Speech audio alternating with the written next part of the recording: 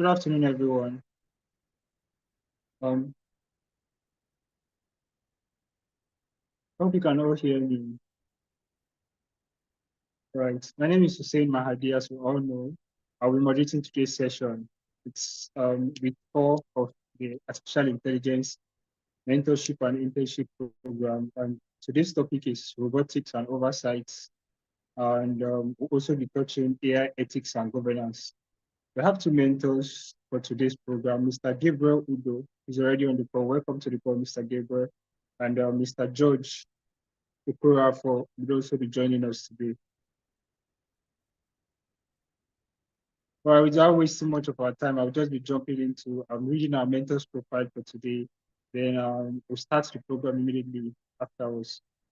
So our first mentor for today, Mr. Gabriel Udo, is a research fellow at the Robotics and Artificial Intelligence Law Society, Wales, Berlin. It's a strong passion for the intersection of AI law, ethics, and society. Also, he is a PhD candidate at the European University of Vadrina, focusing on the law and ethics of autonomous weapons systems. His expertise spans topics like robotics, smart city technology, data colonialism, and privacy. He is also proficient in Python programming and data analysis. As our first mentor for today, welcome to the call, Mr. Gabriel Udo. Our second mentor for today is Mr. George Q4. George is a robotics engineer with 3 years of experience in robots research and development.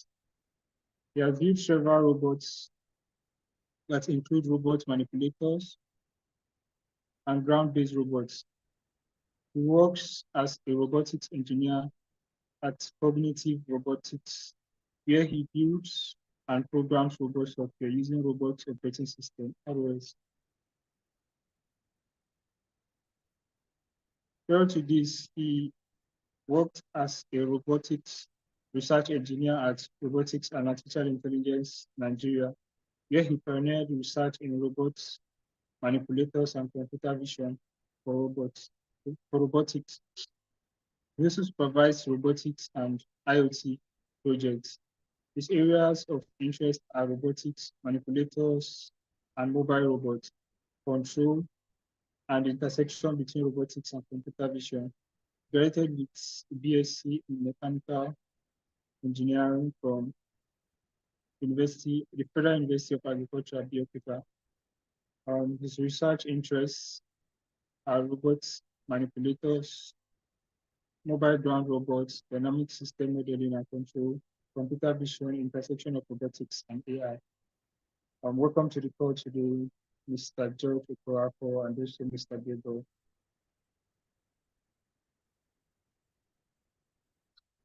Okay, we still expecting Mr. George. So I'll be giving the floor to Mr. Gabriel to start with the topic for today. Okay, I hope you can hear me. Thank you so much, Hussein, and welcome everyone. All right, so today, let me quickly apologize for having to, do a little adjustment of the meeting time today. It's a crazy period for me. I have to leave sometime later today. I have 2 conferences in the next 2 weeks. One is in France, one is in South Africa. So I'm not sure of what the next couple of days or the next 2 weeks would be like. So I had to click with Amina if we could move it a little backward. So after this, we'll have to leave. So thank you again for the opportunity to always be here. Hope I can share my screen. When I looked at the presentations that were sent, I want us to have one very clear understanding, and this is one quick problem, one confusion that most of us have from the beginning. Robotics and artificial intelligence, these are 2 completely different areas. There's a relationship between them, but you need to know that there are certain areas, certain discussions that you would find in robotics that you may not necessarily find in artificial intelligence and vice versa. Robotics mostly deals with the structured stuff. It's like having a human body and the human soul. So if you speak about something that affects the human body, it might be different from what affects, or let's say, the mind or the brain, something.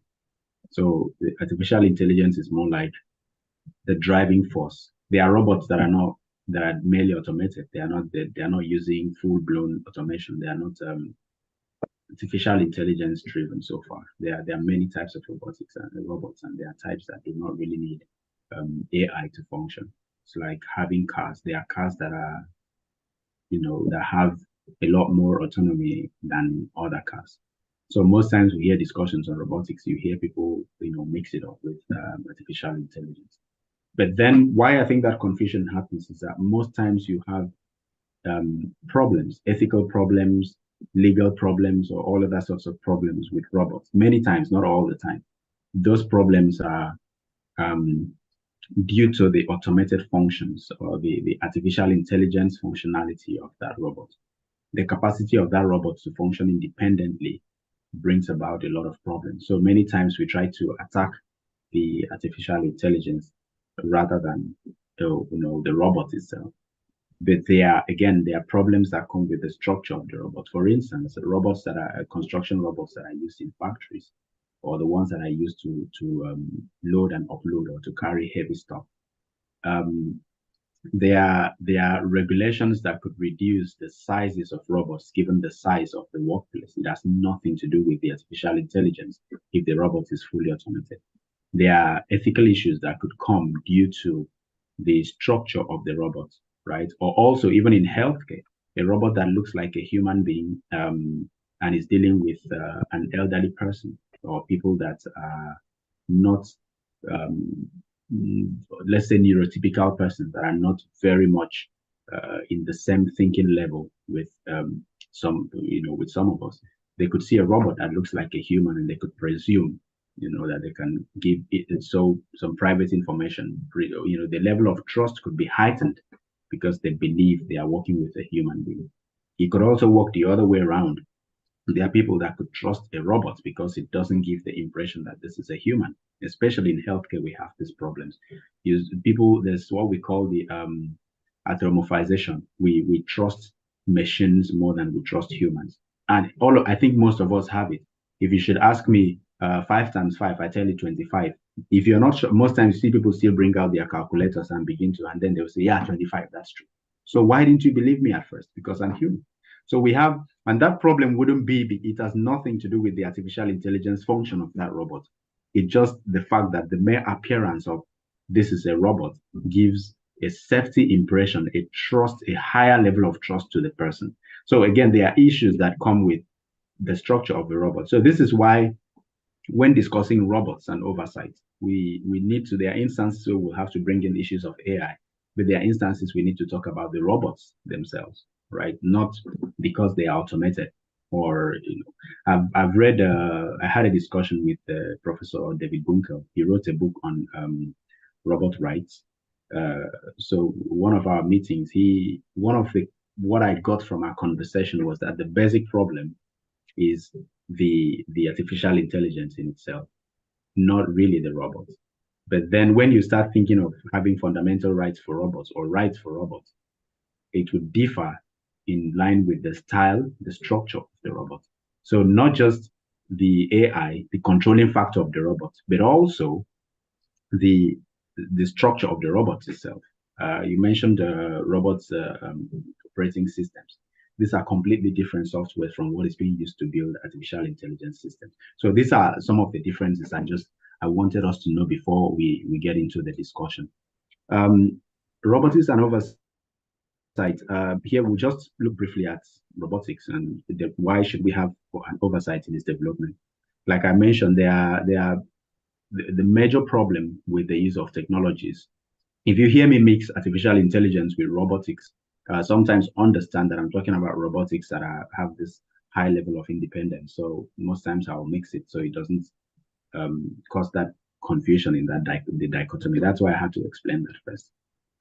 So most times we have problems with technologies is because we try to trace responsibility if something happens, if it crashes, if it makes a mistake, who do we hold responsible? Sorry, Hussein, how many minutes do I have?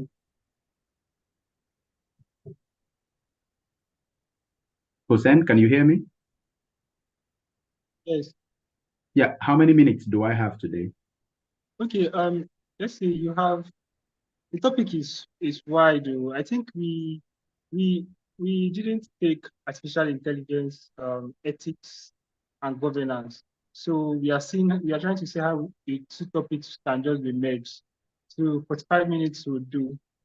Um, Okay, 45 minutes for both topics or for just this topic? Because yes, I didn't take I can't remember. Okay, I don't know whether I made the presentation for that was the one we're supposed to have the last time that we changed the topic, right?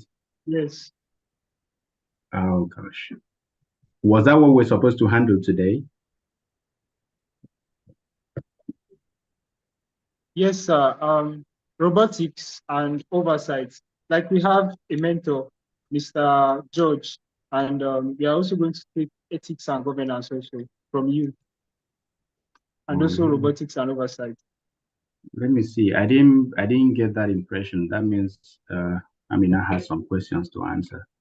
I hope I left my other laptop in the office. Let me see. Okay, before you continue, Mr. Gabriel, Yeah. I would want to request that we allow Mr. George to take his presentation first. I think he has another meeting he's jumping into Yeah, yeah, by that's 12:30. I don't know. yeah, that's fine. So let's get My presentation is ready, so he can go ahead when he's done. I'll take it from there. No all worries. right, let's get his input before yours. Thank you very much, sir.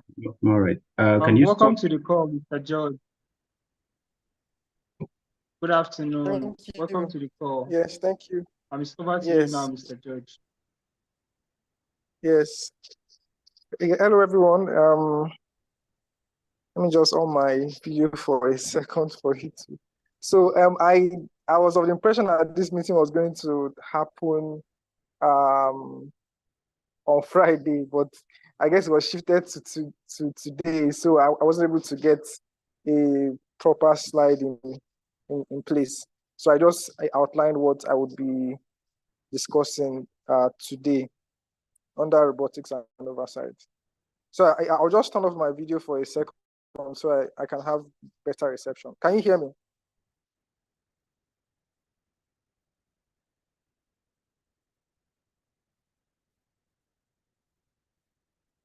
Can you hear me? Yes, I can hear Yes, you. yes, we can hear you Okay, now. okay, okay, all right. So I have a couple of things I would like to have uh, discussed today. So like I said, I thought the meeting was for Friday, so I was looking ahead to the Friday.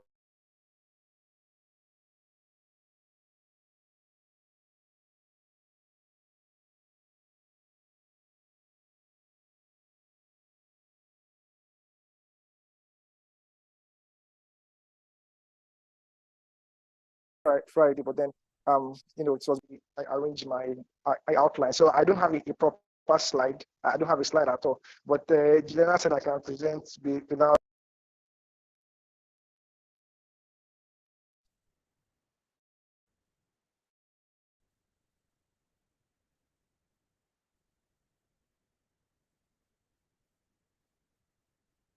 Well, I hope everybody can hear me, please. I hope everybody can hear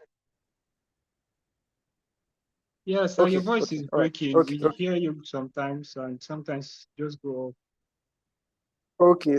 That was why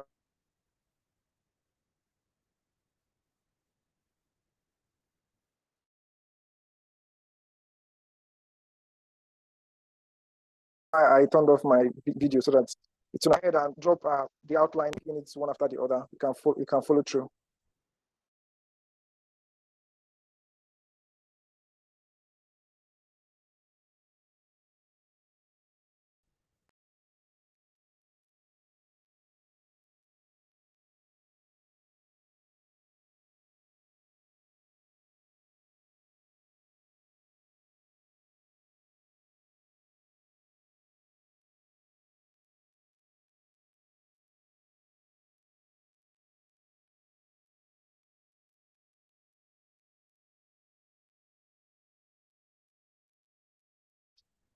Okay, so I'll just proceed now. So the first thing I would like to start with is really to really explain what a robot is actually in a very simple term. So the first point I would like to take there. So before I go on, let me just introduce myself. So my name is George Okorafo. I currently work as a research scientist for Leon Legion. So Leon Legion is a robotics company based off in Vietnam, and they are currently involved in building various robotics products. And one particular one that they are currently on is building robots for last mile delivery. So the robots is basically responsible for making that last mile delivery for say products that are coming from maybe Amazon. So maybe it needs to get to the doorstep of the person who needs it. So this robot works within the campus to deliver I'm sorry, Mr. the George. product. From my end, your voice is breaking. I don't know. Is that the same for everyone else? Is that the same for everyone else? Can everybody hear me? Yeah, I can hear you. It's not breaking for me. It's just the echo, Okay, but it's okay. okay. Yeah. Okay, yes, I think I was hearing a bit of an echo. Okay. I think it was better when your video was on. Oh, okay, okay. Are you sure? Yes. Yes. All right, all right. Okay, let me try that now. So like I was saying, so they build robots for last mile delivery. So when you have your products coming from, say, Amazon, the robots delivers the goods to the doorstep of who has ordered for it. So it does that last mile delivery. So basically, I work in the motion planning department. So we basically research on state-of-the-art motion planning algorithms to enable the robot to move from point A to point B. So my presentation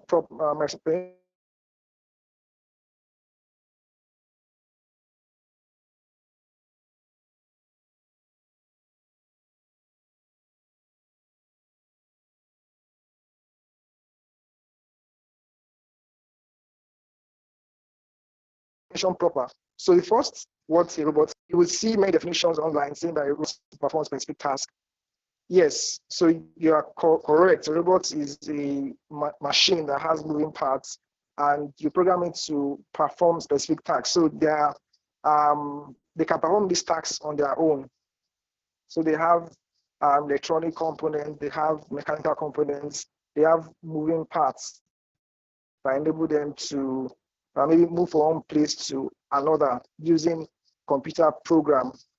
So when you talk about robotics, it's a very broad field. So it's much broader than what you call mechatronics, right? Mechatronics. So it's more broader in the sense that you can have different different fields coming in to really build a robot. So you can find robots in the medical field. You can have bio-inspired robots. So you find robots in form of birds, robots in form of fishes that have this fish look, and they've applied the knowledge of biology. You have robots that can actually go into that are small enough to go into the bloodstream and destroy cancerous cells. So robots, the field of electrical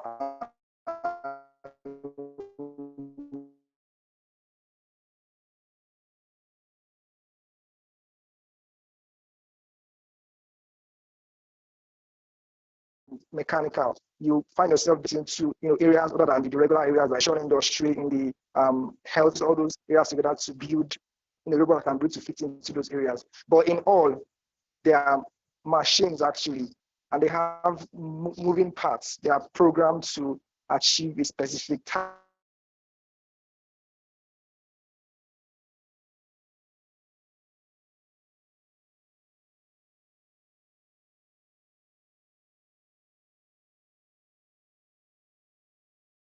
task. So what is robotics itself? So and it's I like to, so robotics is basically in its most simplest form about getting sensor data and using that data to take action, right? So if you're a roboticist from any parts of the world, doesn't matter where you are from the world, whether you are from Japan,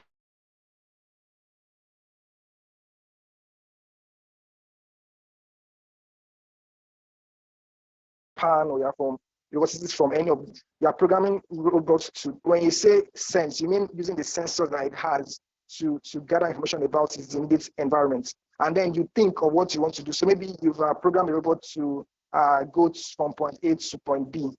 So while he needs to go from point A to point B, he needs to sense, what's around it. Are there obstacles around that I need to avoid to get to point B? Once it senses them, then it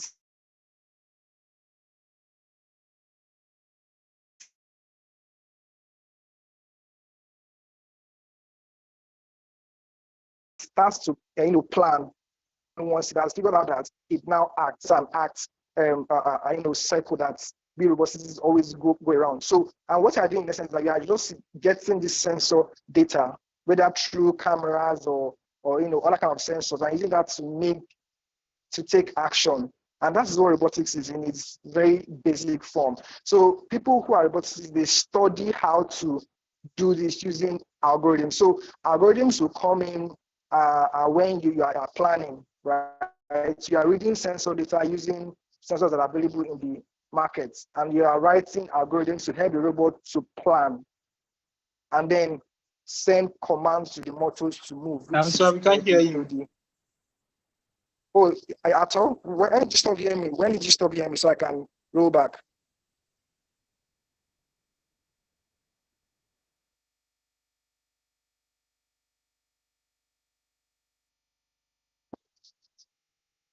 Can anyone hear me at all?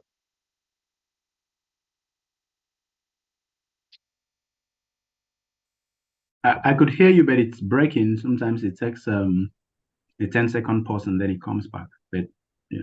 Okay. But can you, okay, all right. So so I think I was talking about what robotics is. Yeah. So the think, sense, and act circle always comes in for whatever you are doing as a roboticist, whatever part of the country you are from, whatever it is you studied, you will always go through this circle, right? So your algorithms are coming in to help the robot to think of how to act after receiving this sensor data, right? That's what robotics is in, what robotics is about entirely. So when you go to the university to study robotics, that's what you're doing in essence. You are learning how to build algorithms to help your robot to think and plan.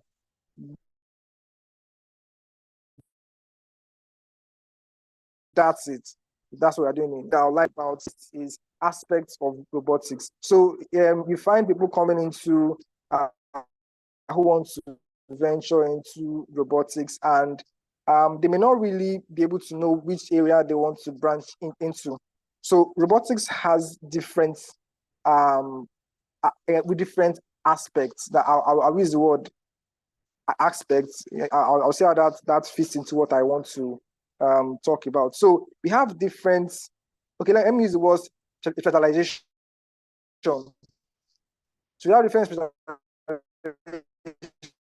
within robotics. So the first area on that list is perception. So I don't know if some of our mentees here have heard the word perception. So perception is basically how the robot sees the environment using the onboard sensors. So anything around sensors that gives the robot a information of, okay. Hello? Can you hear me? I can hear you now. But your voice has been breaking. I don't know, is it the same for everyone else? Okay. I always have this issue with Zoom. I don't know, because Zoom is network, like it doesn't is intolerant to low bandwidth. So any slight drop in internet connection, just but if you're not hearing me, as anybody, if you're not hearing me, just tell me to pause so that I can wait for the network to regain itself. You said what, sir? Okay, can I go on? Okay, can I go on? Yes, you can go on now. Okay, please, if you're not hearing me, just tell me so I can pause and then let the network come back. All right. So there's an area of robotics called perception, and it has to do with what the robot is sensing, how to deal with that information that the robot is sensing from its environment. So take, for example, as a perception engineer or robotics who wants to go into or specialize in perception, you are going to be working with cameras, right?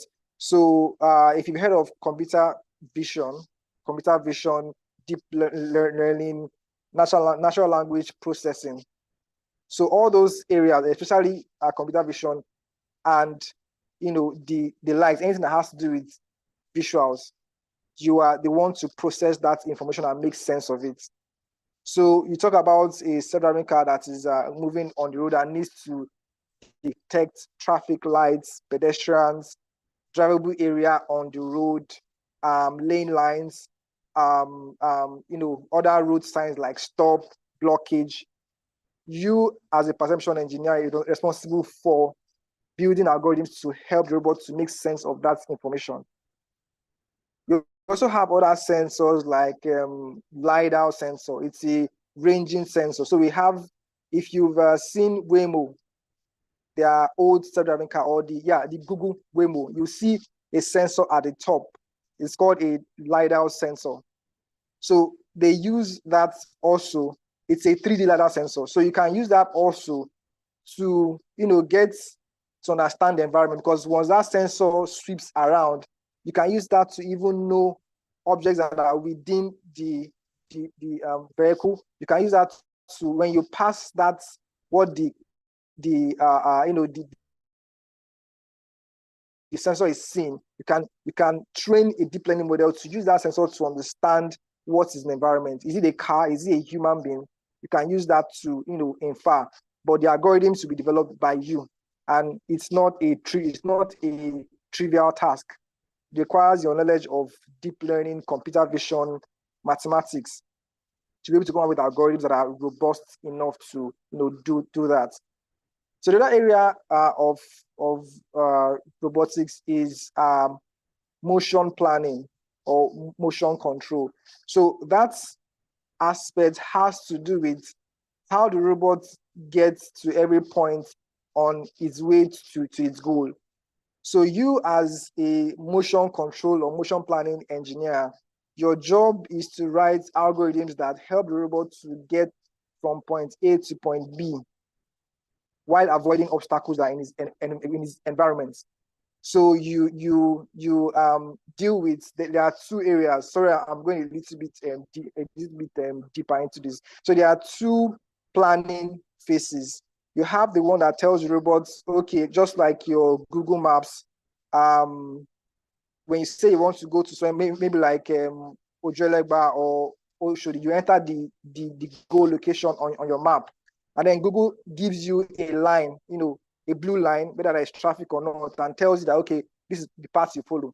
If you are in a car, you can drive following that map. You see all these Uber drivers doing the same thing, right? So your job as a motion planning engineer is to, get a goal from start to finish, from beginning where the robot is currently to the end. And you are going to plan in two phases. You are going to generate a global path to the goal. And you are going to do what is called a local planning. So you need to avoid immediate obstacles in your environment while you are reaching your goal, right? So your job is to do that. And that task is also not a trivial task. it's not the trivial task. It's very challenging. You need to be abreast with the algorithms that exist for that, and you might be also charged responsibility to also come out with more robust algorithms that are not. You might need to come up with improvements on the existing algorithms, right? So that's that for the motion plan. And then the other one that I like to also mention is control. So it's very important. You've given the robots the path to the goal, but the robot needs to stick to that path. It needs to stick to that path. It cannot go off course. You're giving it a path. So you, as a control engineer, you develop control algorithms to do that. The mentees here, I don't know if you've heard of PID control. So that's a very popular control, PID control. All those type of algorithms that exist for motion control. That is your job. So those are the three main areas. Other areas can pop up in maybe safety and whatnot. But the main areas that you would see mostly in job applications are those three areas.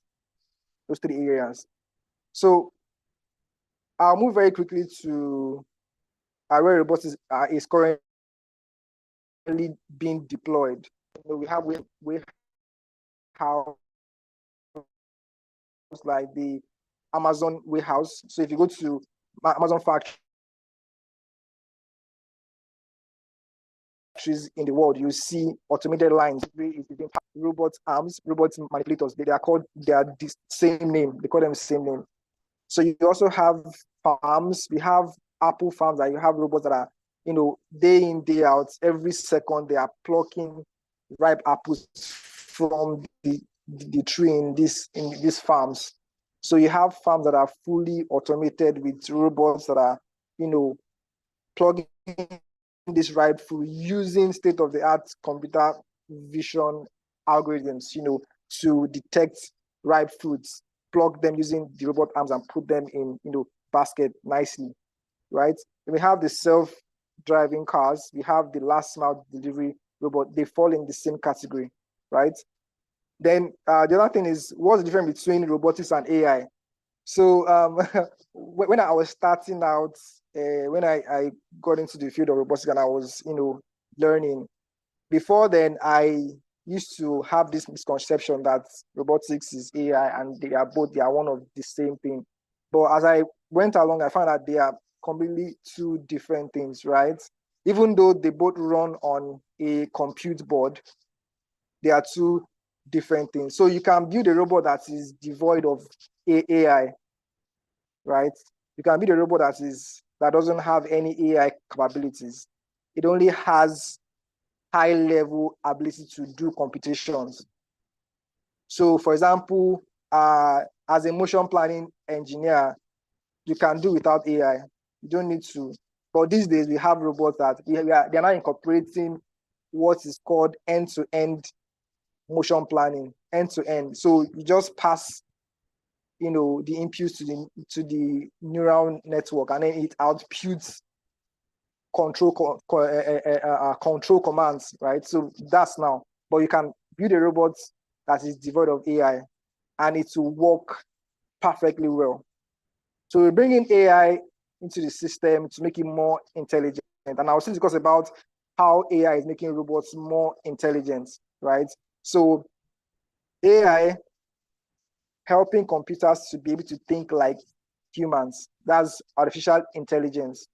So it's different from robotics. Robotics does not, you don't have to build a robot that has AI embedded in it, right? So there are two different things. AI is artificial intelligence, and you are training machines, computers to understand the way humans can understand, how we understand speech, how we recognize speech, how we can interpret what people say.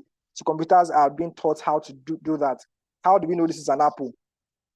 How do we, how do we know that this is a fan, this is a car, this is that's what AI is concerned about. But these days, AI is becoming so embodied in robotics that, it seems as if they cannot stay apart.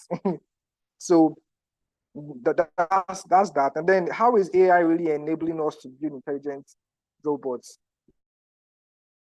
Right. So this is really very a lot of robots that are being built to today, right? Robots, from the top of your head that does not involve AI, right? Amazon warehouse, their robot arms use a vision system to identify items and put them in the box. It will just be there. It's not same thing. So those are vision controlled arms, right? Vision control robot arms. They are able to detect the object, the item, be able to know the center of the object, like enclosing or packaging. So that's in warehouse. Have them in self-driving cars. In fact, these days is impossible. In fact, that's almost never been possible. I don't know if it has ever been possible that a self-driving car was built without AI embedded. So you'll find that Tesla, was very dogged in building cars that only work on camera input, just camera input. And you need to see the beauty of the deep learning algorithms that run on these robots, right? They take images from the road using this camera, which is what we actually do as humans. We just look at the road and then we just drive. We don't have to do anything extra. We only need our eyes to see. So Tesla thought that why do we need a big LiDAR sticking up on the head of the car, making it look ugly? Let's just put a camera in front, multiple cameras by the side, and get information from that and use that to drive or to steer the robot. Level 3, maybe 2. I think level 2, but I'm not sure that if they are testing other levels. But we have people using Tesla that can safely move their hand from the step, and it does drive them to their destination and avoid obstacles. So that's for and you have other areas too that AI is actually enabling us to build more intelligent robots, right?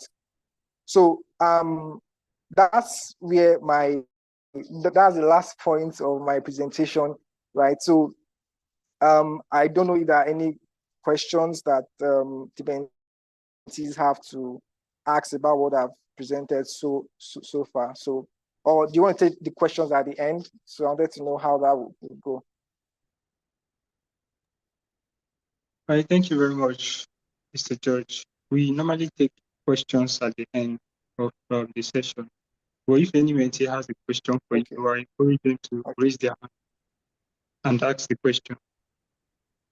Okay.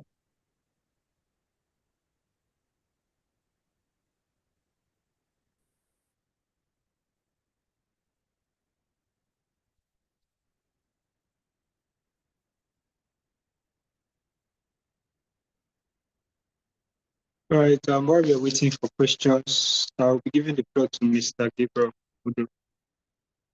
And before Mr. Gabriel Udo starts, apologies and thank you very much. So I was supposed to inform Amina that we are merging the topic, so it's not Amina's fault. It's my fault, so apologies.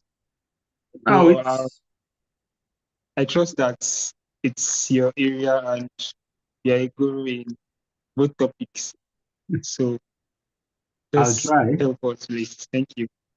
I'll try. There's a and Mr. Gabriel, Mr. Dennis was also informing me that we did AI ethics and governance, but it wasn't AI ethics we did with Professor Salazar. It was AI Act. Yeah. And EU regulation. So yeah, I knew about that. I knew about that. I was in there too. I wasn't just sure of because Amina wrote me last night, and I told her to remind me. I wasn't sure I was going to remember, so she gave me the topic, and I quickly left into the night, did some preparation into it. But luckily, I have an old presentation on AI ethics and governance. I think I can speak to that and see. Let's see, let's see. Hope this solves it. Yeah, okay. So I will try as much as I can. Okay. All right. I don't know whether Mr. George is still here. Thank you so much for your presentation. I think I also learned one or two things from there, a couple of things. I do a lot of research in robotics, and I like to hear perspectives from others.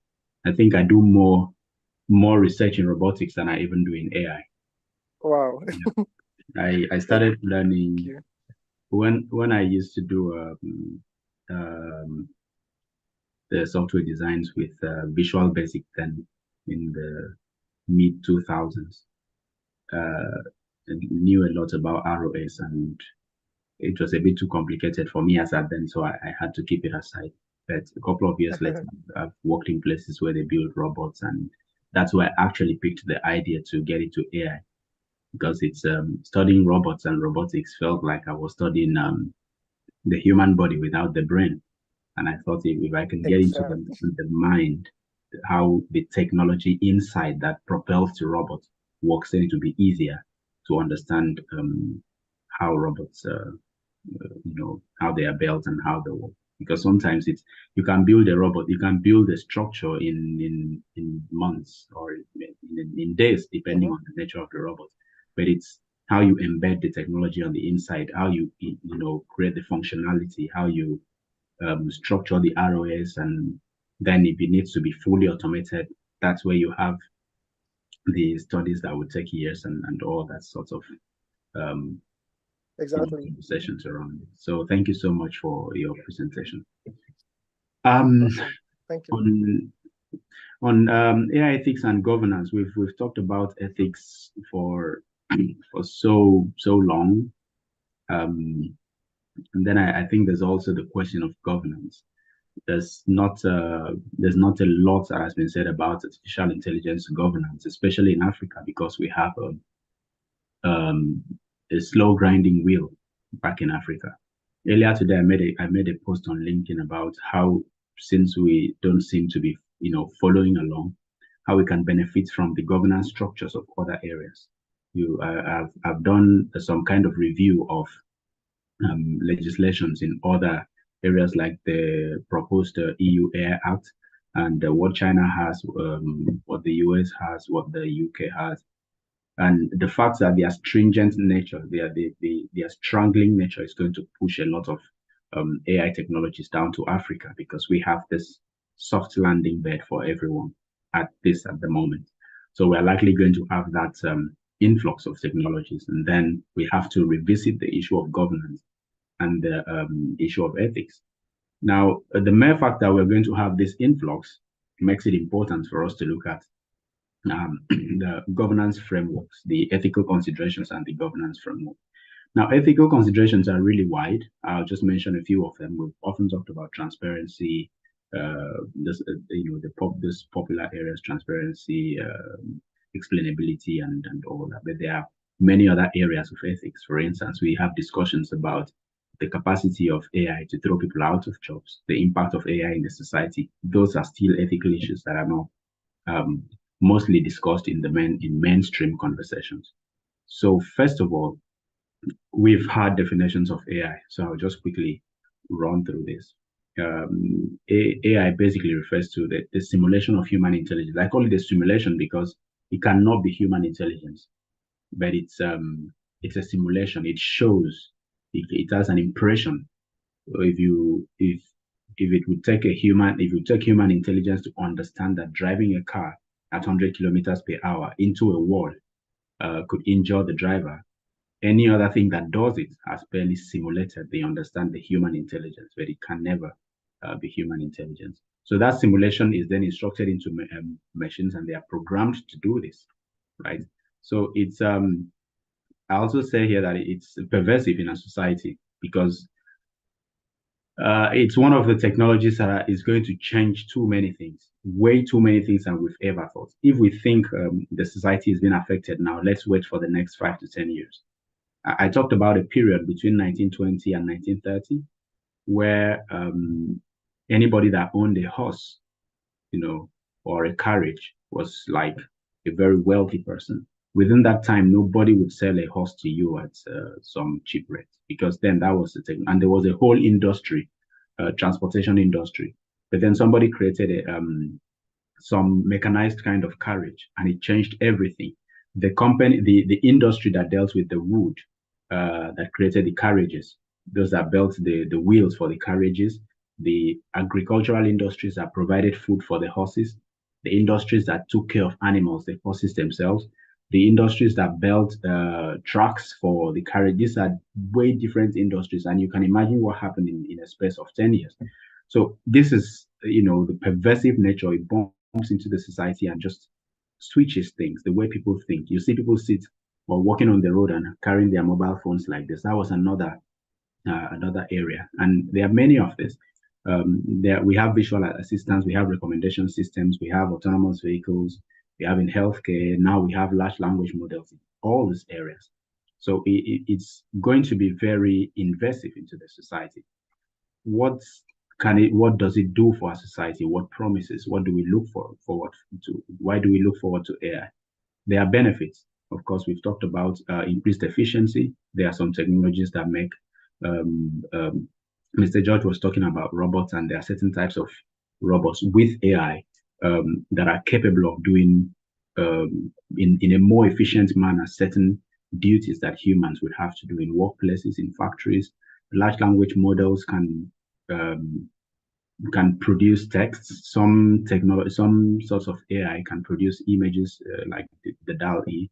I use it quite often, and so many other areas. There are many secretarial duties that you don't need to hire a secretary for. You don't need to get research assistants for certain things because there are technologies, there are AI technologies that could help you with these things, and they are in most cases more efficient. Also improves decision making, especially also in medicine. I know in many other areas, but I usually like to use the medical field because the decision making in medicine could be very damaging if it's wrong, or if it's not if it's not correct, basically. So then it also brings up innovation with the numerous AI systems that we have now. People can think further. If I have a system that can do this, what more can I do with the system? How can I use this? But then it also comes with challenges, ethical challenges, legal challenges, societal challenges, cultural challenges. Basically, we have issues with biases. Biases, last week or so, we talked about the issue of biases. And the idea behind bias is way wider than, black, white, or man, woman, male, female. It's a lot more. It gets into so many places, hiring processes, even in medicine, even in our educational system. If we're using artificial intelligence in educational systems, for instance, there are technologies that I can use here when I'm in Europe, and it is free. But if you're in Nigeria, you want to use it, you have to pay for it. So it's going to create that dip. No matter how we can work on the same research, but I'm going to be faster. I'm going to be way more efficient because I have some support, except you can afford to pay, and you pay so much for that same technology that I'm using free. So these are some of the biases that are not usually being captured in cycles. There are issues of job displacement that we've talked about that severally. And mostly there are concerns about privacy. Artificial intelligence deals with data. No matter what technology you see, it's the bedrock of every AI is data. It's just data and algorithm. Once you have those two, then how it functions is now being determined by the nature of the algorithm and the nature of the data that is being used. Now, why do we need AI ethics? Just as a starting point, it's important to be sure that these technologies are developed responsibly. They're in as much as we have very positive uses of artificial intelligence, they have very, very negative uses. Last week, I mentioned the use of AI in weapon systems. It's incredibly dangerous. And the fact that if you read what's happening with Israel and Hamas and Palestine, you realize, or even Russia and Ukraine, you realize that this is one of the areas that we need to rethink the use of artificial intelligence. Then we need to look at how artificial intelligence really impacts the society. This is where ethics comes in. There are some legislations that do not cover certain things. Example, the proposed EU Air Act does not cover military systems. It doesn't cover AI systems that are used in law enforcement and many others. So these exceptions will leave certain areas that law does not cover. There has to be some ethical guidelines to provide for responsible developments in these areas. So ethics would help us to avoid potential harm. It would also, if we know that these things are developed, there are ethical guidelines, then it will increase trust. Humans would trust AI systems more, and then it's going to be more effective and more efficient.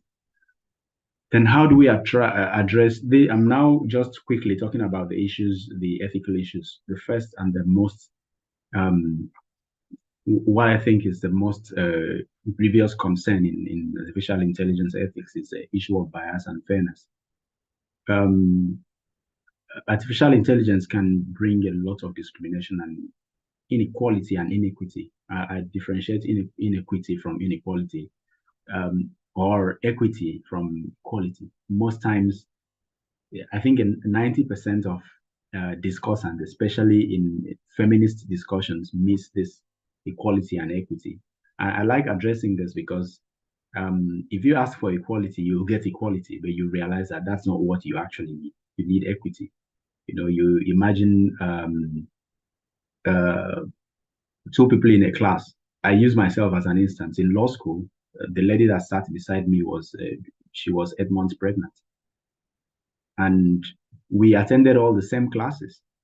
We ate the same kind of food. We went through the same system. We used the same size of rooms. We ate, we drank the same kind of water. So that's equality. We are provided with the same service. So equality provides everybody with the same thing, right? But then equity provides everybody with different things depending on individual perspectives. So if you give two of us the same exams, there is no way by nature that pregnant woman should do better than me, because by the nature of her physical situation, she couldn't read when I could read. She couldn't eat when I could eat. She could not wake up when I could wake up. She couldn't do so. There's a lot of imbalance that comes with equality.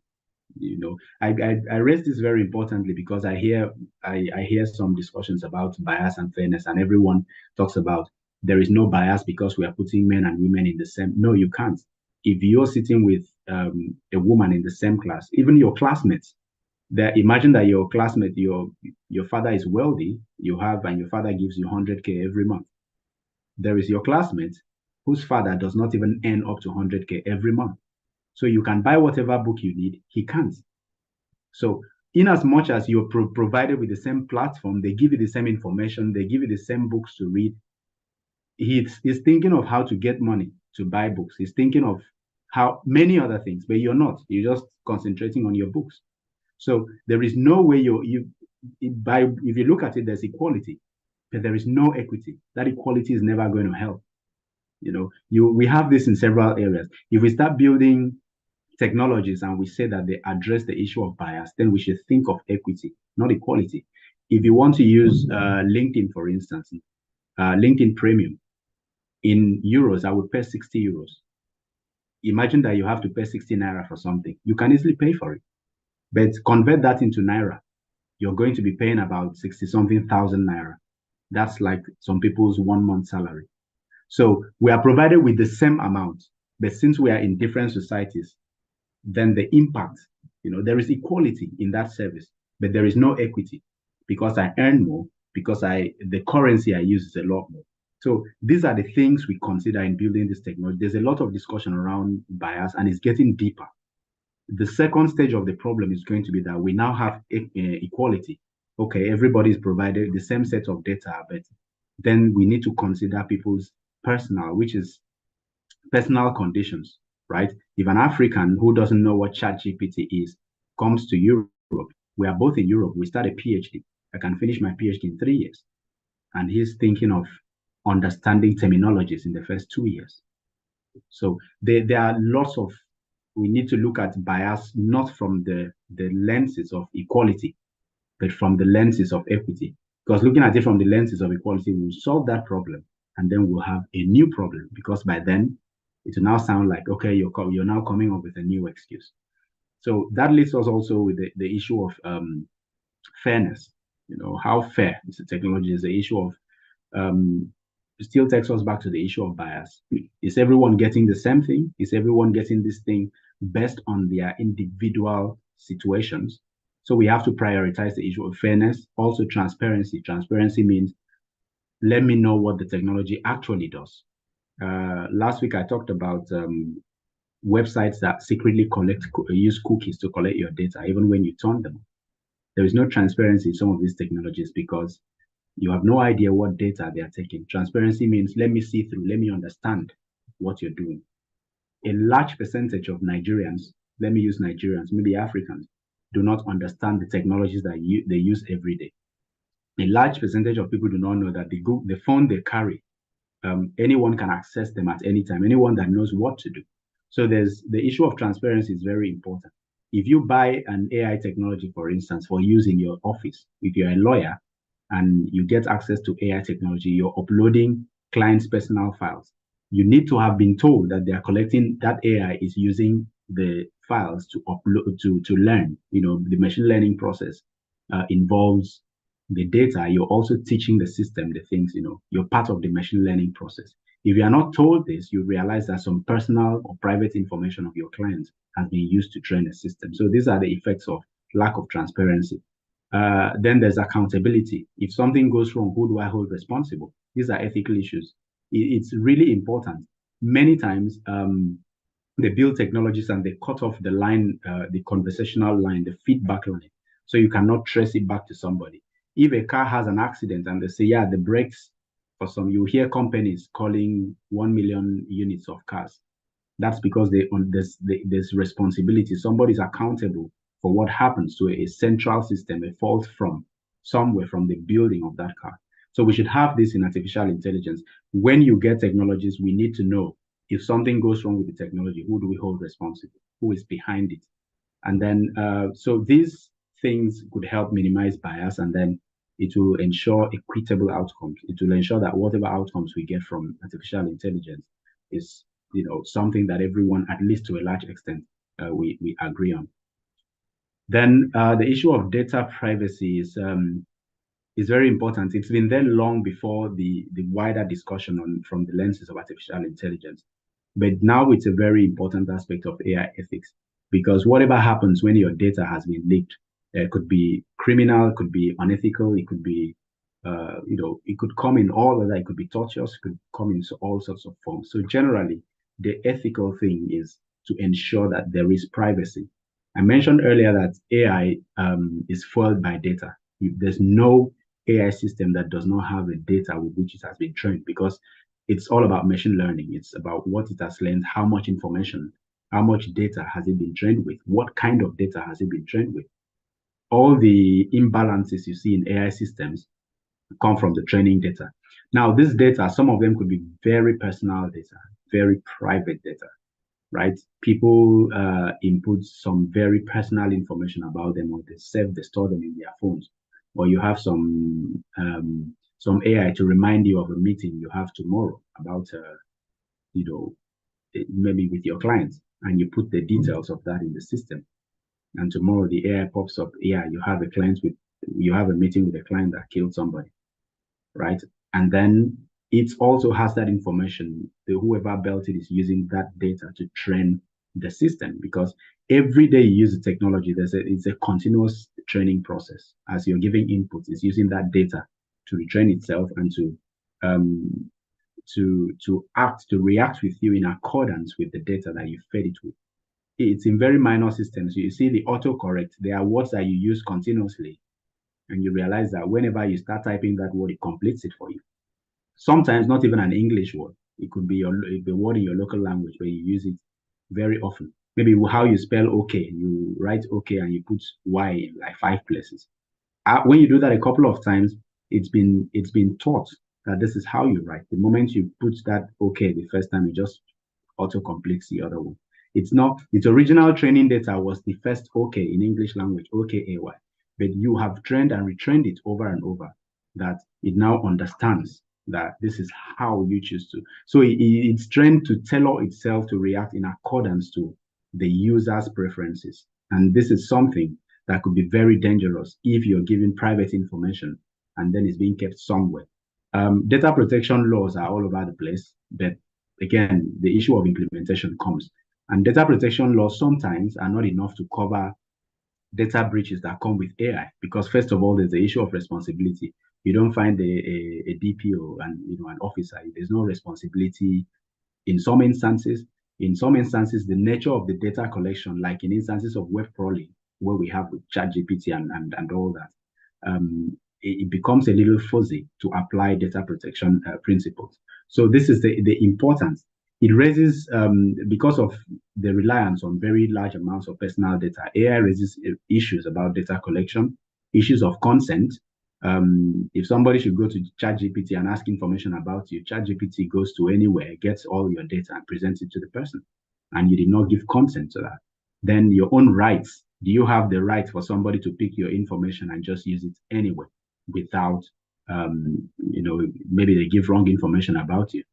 People have criminal records and they've served their terms and then they come back and that is being used against them in maybe employment instances.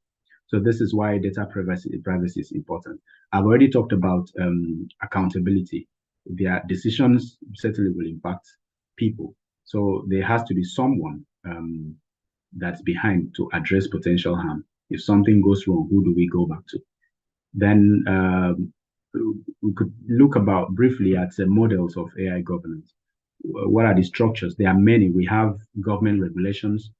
In the case of the EU AI Act, we have industry standards. There are some industries that decide these are the standards we have. Then there's also the push for self-regulation, like the big 4 companies, tech companies, was it 4 or 6 of them, including Microsoft, they came together and decided to self-regulate. Personally, I don't see that working, because if I'm a capitalist, I wouldn't want to regulate myself into a corner, into losses. Then there are other organizations like OpenAI, the very popular makers of ChatGPT, and OECD. If you go to OECD website, you see lots of OECD AI principles. These were like the first rules. They had the first set of rules, I think, almost 10 years ago. And then subsequently, they have this OECD reports on AI and democratic principles, and many of them. So they leave these frameworks in such a way that governments or industries that need to build regulations may not necessarily need to start from the scratch. At least you'll understand what are the things you'd look out for in building your own framework as a government or even as private institutions. We've also talked about the need for ethical development. There has to be ethical AI development is not something that we talk about when the technology has been fully built. Even in robotics, we have to consider from the planning stages. We call it ethics in design. Under data privacy, you see that in the GDPR, I think Article 25.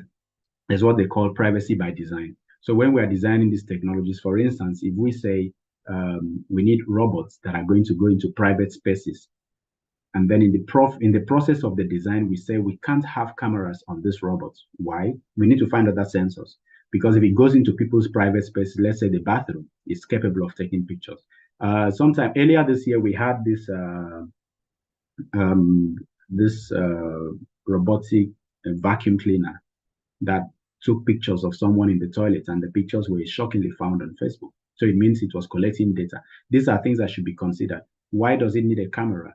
How do we place the camera to be sure that if it takes pictures, it only takes pictures of the floor that it needs to sweep, and many other things.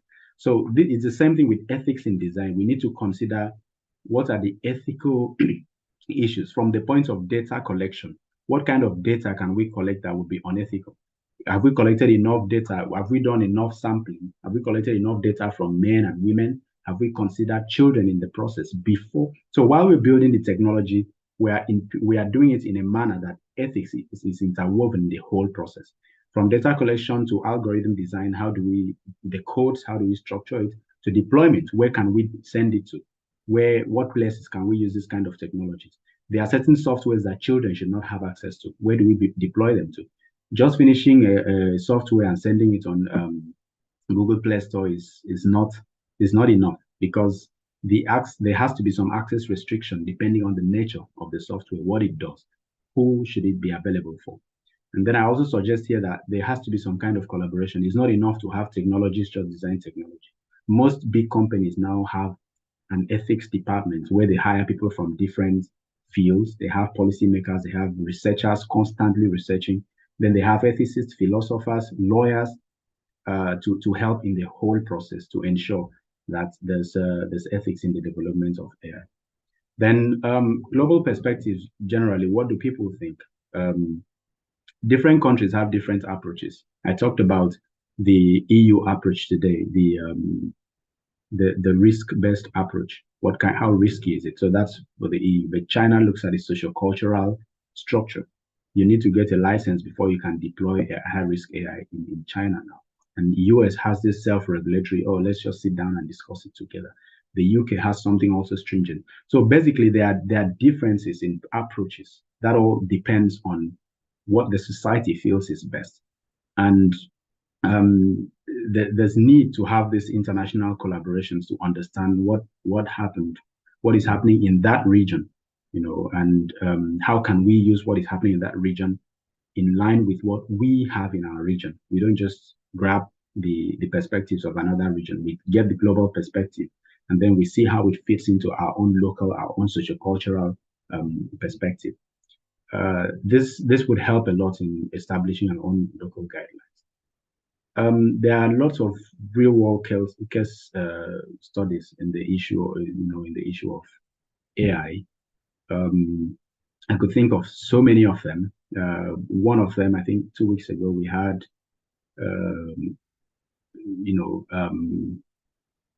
there are just many of them. We've had lots of ethical issues in AI first, and then we've had problems with governance structures. Like I mentioned, the open AI is now, many other big tech CEOs are saying they may have to pull out of Europe because of over-regulation.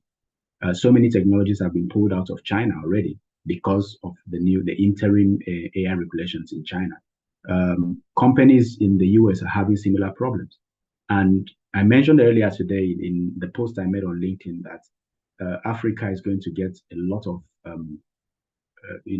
influx of technologies because of the issue of governance, ethical challenges, when they are being strangled from all these other regions. And the technologies have already been built. They'll certainly come to Africa because we are under-regulated.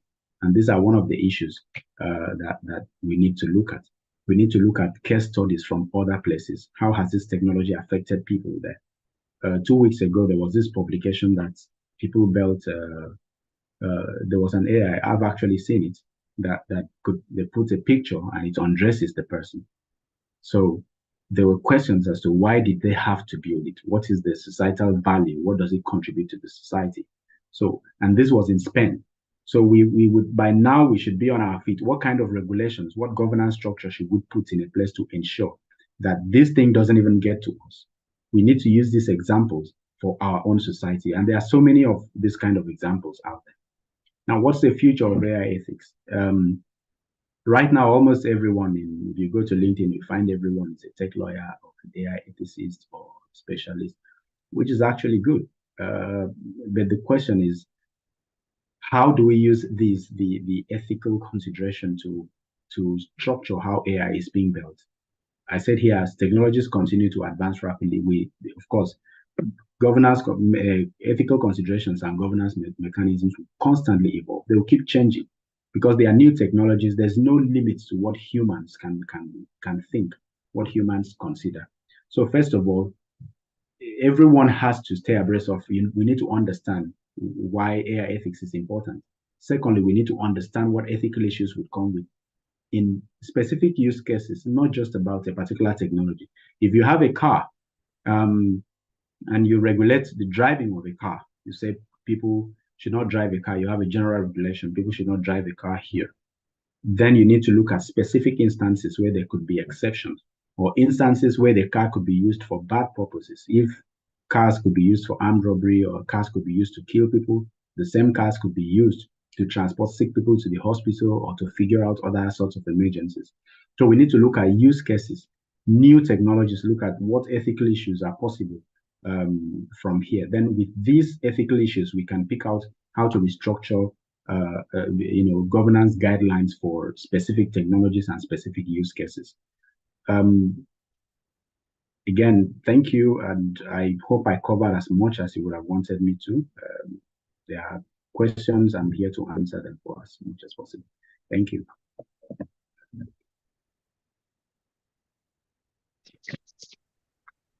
All right, thank you very much, sir. I think right now we'll go to your second presentation. Okay.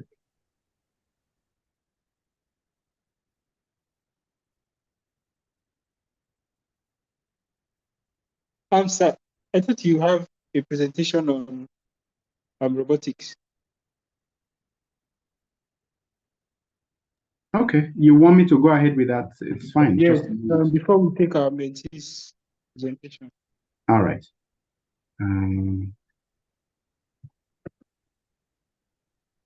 Moment.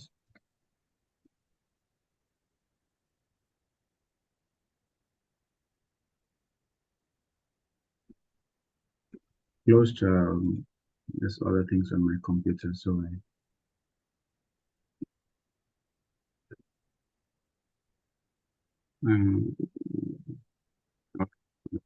let me share this other screen. I had done some discussion on the first slide.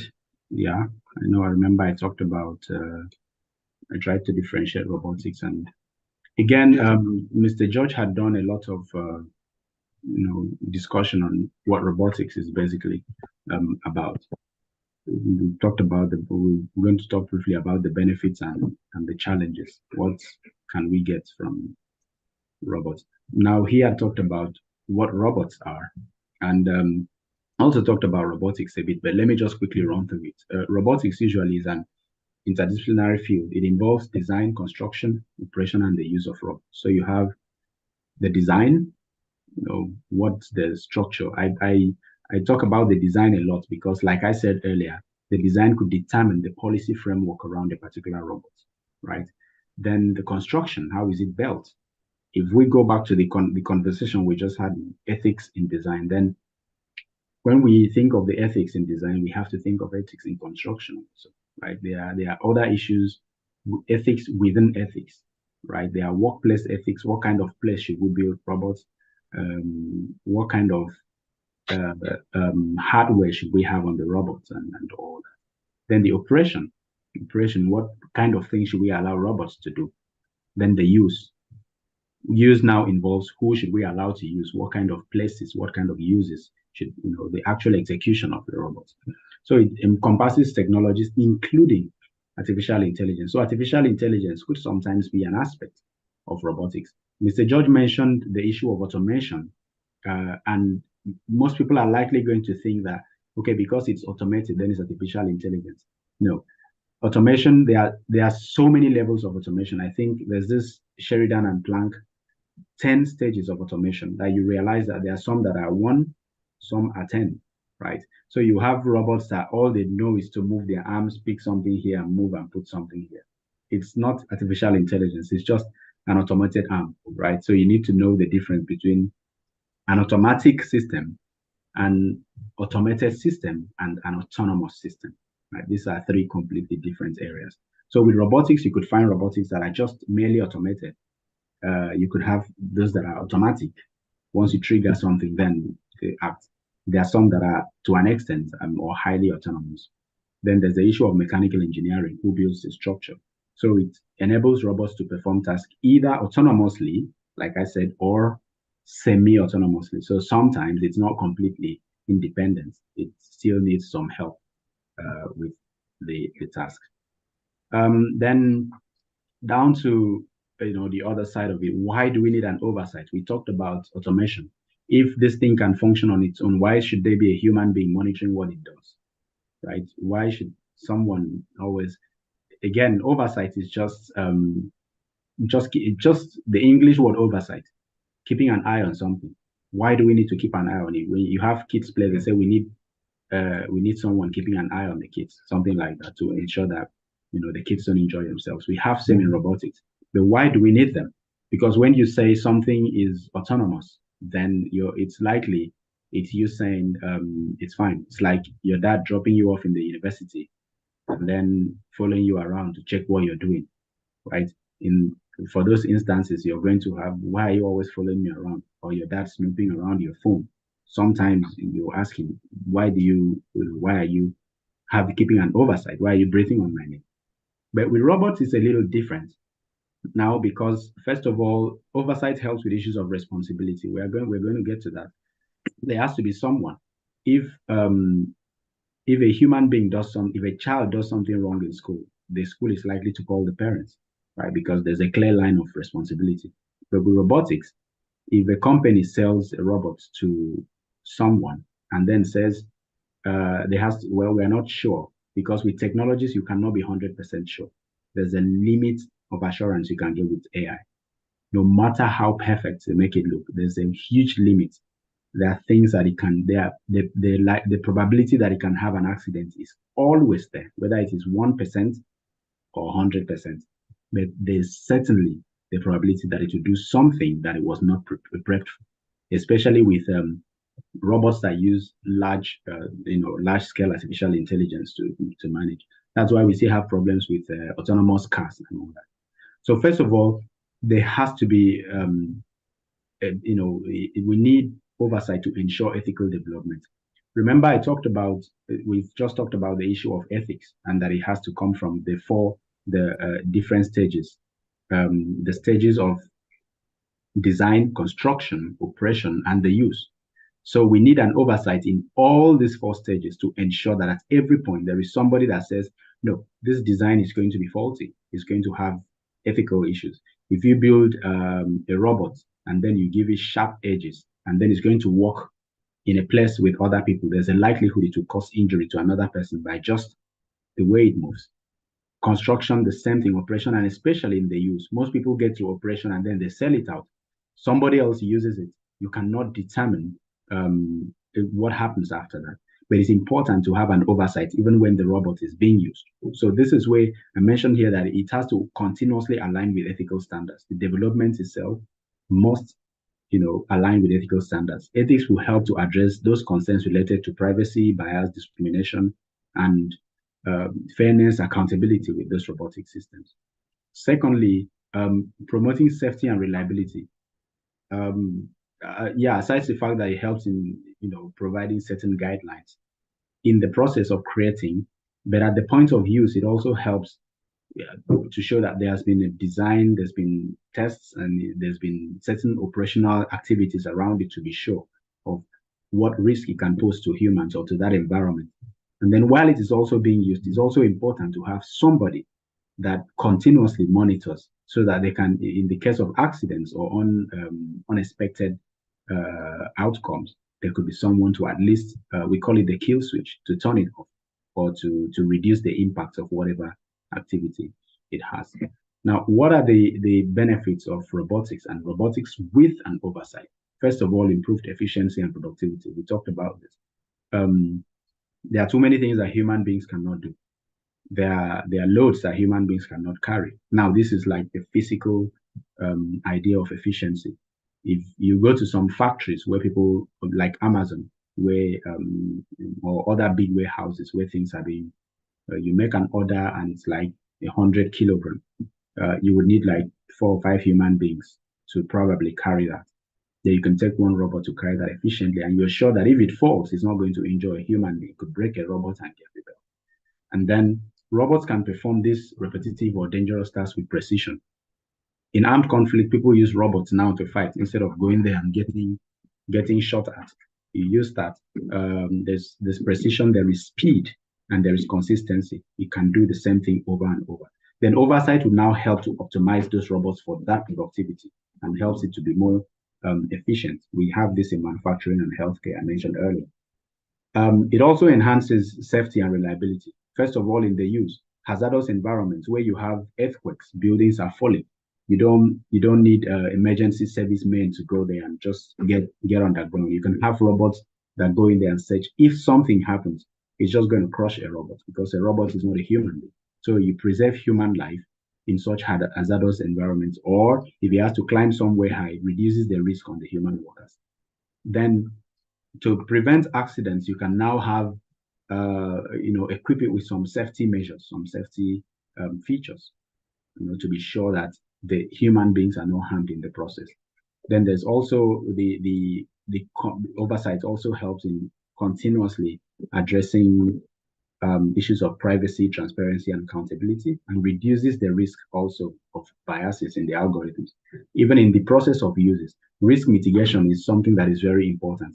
Like I mentioned, the risk is always there with an autonomous system. A system always needs a human being behind it because the risk must be there, whether it's 1% or 100%. And sometimes the 1% of a risk could be so damaging. For instance, if even I heard last week a pilot turned off an aircraft's engine while it was flying, in Oregon. So that could happen, and that's like a 1% risk because it's not something you see happening. But when it happens, imagine how many people would die. So these are the things that need to be mitigated, and why it is very important to have oversight over robots. What are the challenges currently? What problems do we have? First of all, there's the issue of there's no standardized guidelines. In most parts of the world, we don't have standard guidelines as to, okay, everyone, this is how you build your robots. This is how what kind of oversight you need to produce. Yes, we have law of thoughts, for instance, that says if this happens to someone through the agency of something that another person controls, then that person, gets involved on their other criminal responsibilities. But there's no specific guideline on oversight on robotics. So far, I'm not sure. I'm not sure whether there's any that deals with robotics oversight. There are other sorts of regulations that deal with other things, maybe like how you deal with the workplace environment, relationships between workers and all that, or privacy regulations that deal with privacy-related issues with in the case of robotics. So first of all, there's a lack of standard guidelines, and then there are also ethical dilemmas in autonomous decision making. It's a little bit confusing that the same thing you can have in the human decision making, you can also have it in autonomous decision making. This is where the dilemma is. If we have a human being having an oversight on the robot, then there's a likelihood that the human being's bias is going to get into the use or the productivity of that robot. Then we also have the cybersecurity threats and potential misuse, still with the same problem with oversight. There are cybersecurity threats. There are some technologies that humans having access to them could introduce maybe viruses or something. You could see some of this in some movies. And effective oversight, when it's actually effective, it should address those vulnerabilities and ensure safeguards against misuse. But sometimes the oversight itself could be a problem, or too much oversight could reduce the capacity of the robot to act to a certain extent. What do we have? Oversight frameworks. I mentioned here that there are frameworks that deal with other areas. And we also talked about robotics having being a multidisciplinary area. So most of these areas are being highly regulated. Some are not really regulated. Some are not regulated at all. In the case of national regulations, we could have some in data protection to address we also have some with that address safety, ethics, and other liabilities. I mentioned like the law of thoughts. And then we have ethical standards in some countries. I'm not sure whether we have that in Nigeria. Some countries have ethical standards that are embedded in certain legislations. And these legislations keep evolving. Right now, we are looking at some countries like South Korea. China is also still working on its AI regulations, or even China has regulations. They are still working on regulations on robotics. specifically. Then there are international standards. There's the International Standard Organization, that's ISO and IEEE. They are actively developing standards for responsible robotics. So they continuously change this. They have, you see ISO standards, you see 3.5, then next thing you see 4.0. There are lots and lots of them. If you go to their websites, you'll see this. Then we also have some other principles, international principles like OECD principles to regulate AI, even including their uses in robotics. And then we have industry self-regulation, like I mentioned earlier. This is not something I really believe in, because if I'm a capitalist, I just need to make money. I have a company. I will not make regulations that is going to tie down the productivity of my company for the sake of ethics. This is the reality in capitalist systems. Then we have this, for now we have it, I think, just in the US. In Europe, we have some countries that have said, okay, until we get the AI Act in shape, hopefully by December or January 2024, we need to, we need companies, industries need to have. Okay, George, thank you so much. Yeah, thank you. Yeah, so some countries still have this industry self-regulation, like, what do we have to put ourselves in shape before the main regulation comes. Then there are also collaborative initiatives, and some of these are also suggested. How do we ensure responsible robotics? We have partnerships.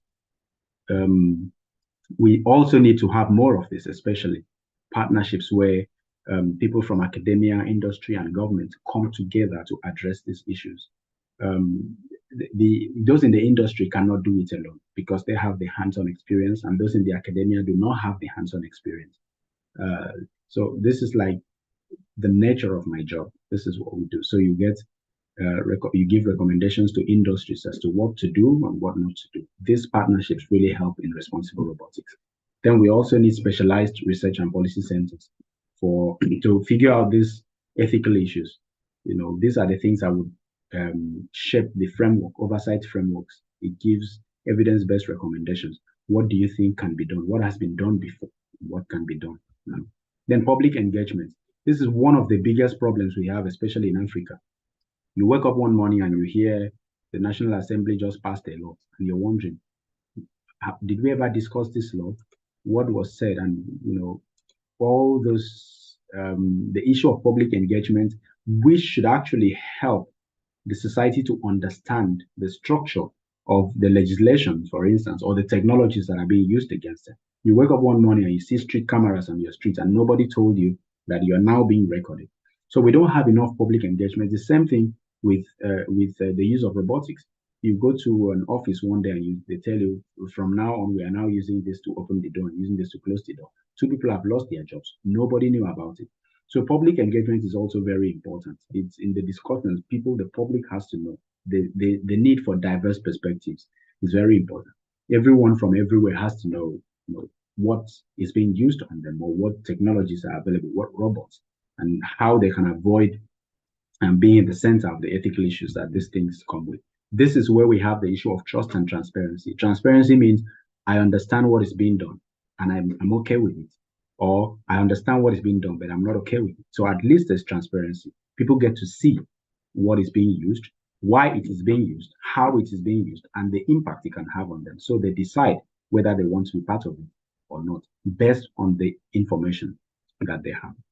And then I have a few recommendations that I'll just run through. I've already talked about having comprehensive regulatory frameworks, something that Africa is still a little bit backward on. Sorry, I think some words got cut down while I was trying to type very quickly. I didn't notice that this had gone down. So first of all, we need to have look at integrate international best practices from other regimes, from other areas. Go to Europe, go to the US, look at what they are doing, what are the best practices, then come back, study our society, what do we have, and then we can use this to create recommendations, to create frameworks for effective governance. So we need regulatory frameworks. Secondly, I've talked about collaboration between stakeholders. Everyone has to, those in the technologists, developers, policymakers, end users. I mean, end users are very important. Because if you sit down and discuss what technology you're going to sell to me, when I buy it and I wasn't part of that conversation, I'm likely going to be affected by the outcome of whatever conversation that is. And then there's need to continuously monitor and update. You monitor what technologies are available, and then go back and update the regulations. This is one area we need to be very careful about, because in Nigeria we still have what's this law that we used to cite? Infants Relief Act of 1860 what? And I still get shocked when I see this being cited. And if you go to the UK, where originally the law is originally from, it's been overridden by new legislation on the position of infants and contracts. But we still have this in Nigeria. The society moves faster than, so when we struggle to finally have one legislation on a subject matter, that legislation is there for another century. So by the time we are still citing 1861 regulations, the society has moved to 2023. And those regulations are just there. But we have at the back of our minds that we have regulations. So we need to monitor the changes and then update our regulations accordingly. So conclusively, like I mentioned earlier, robotics holds, so there's a lot of advantages: efficiency, safety, productivity across many areas. There are diseases that could be fixed by the use of robotics. You'd hear there's this medical device that they inject. It's a medical robot. It's a very tiny, that could be injected into people's bodies. It runs into the bloodstream and then finds blood cells that could be affected by cancer, right? So these are for early cancer detection. That's a use of robotics also. There are many other areas. So yes, there's a great promise, and there's a lot more coming. It can improve safety, of course. It also increases productivity, but an oversight is also very important. We need to have someone looking out for the negative effects. There has to be ethical standards. There has to be somebody addressing the risk at the point of development or at the point of use, and there has to be some feedback mechanism. If something happens with this system, how do I get back reports to, and who do I report it to, basically? So, and I also concluded here by saying that regulatory frameworks will foster collaboration. It will also help, create a responsible and very inclusive future for robotics. So I guess this is where my presentation for today ends. I hope I don't have to make another presentation today. So I'm open for the questions now. Thank you. Thank you very much, Mr. Gabriel. Thank you very, very much. So Mr. George has left the call. We also send many thanks to him. Before we start presentation from our mentee, I know our mentees have learned a lot from our both mentors.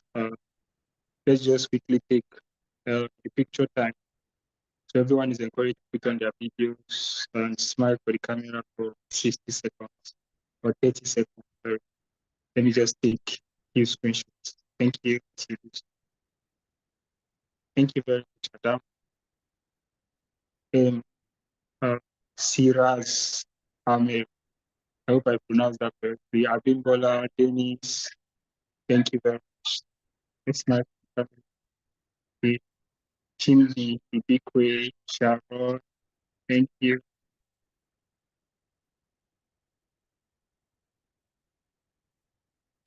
Thank you. So I've taken a few screenshots. So the presenter for today, you have the presenter.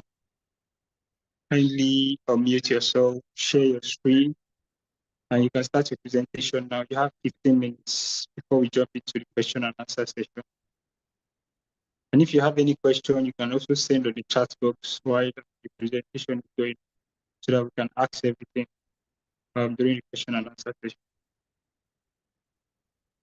Who is the presenter for today? Thank you so much, Mr. Hussein. I'll be presenting on behalf of our group. Let me share my screen.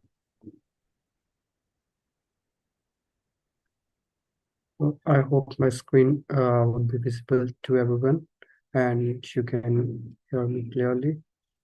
Yes, we can hear you on your screen is visible.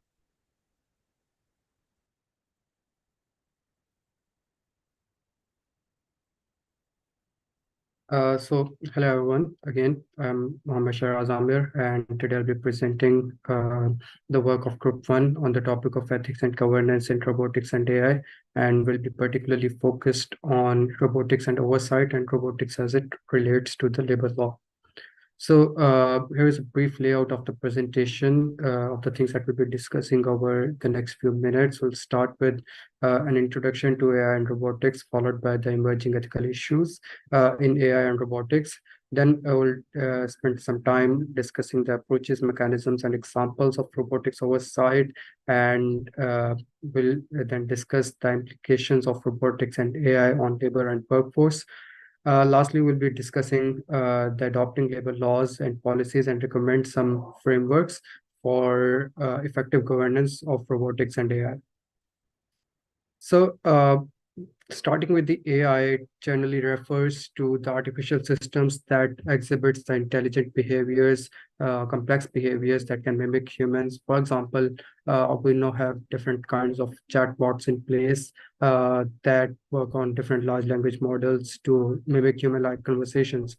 So that is an example of artificial intelligence. Now, because of the advancements in technologies over the past few years, there has been some significant public and private sector investments for the development of robotics and AI with autonomous capacities over the last few years. And the robotics and AI, as I explained earlier, interact with humans to take on different kind of roles, like in the domains of work, healthcare, and education.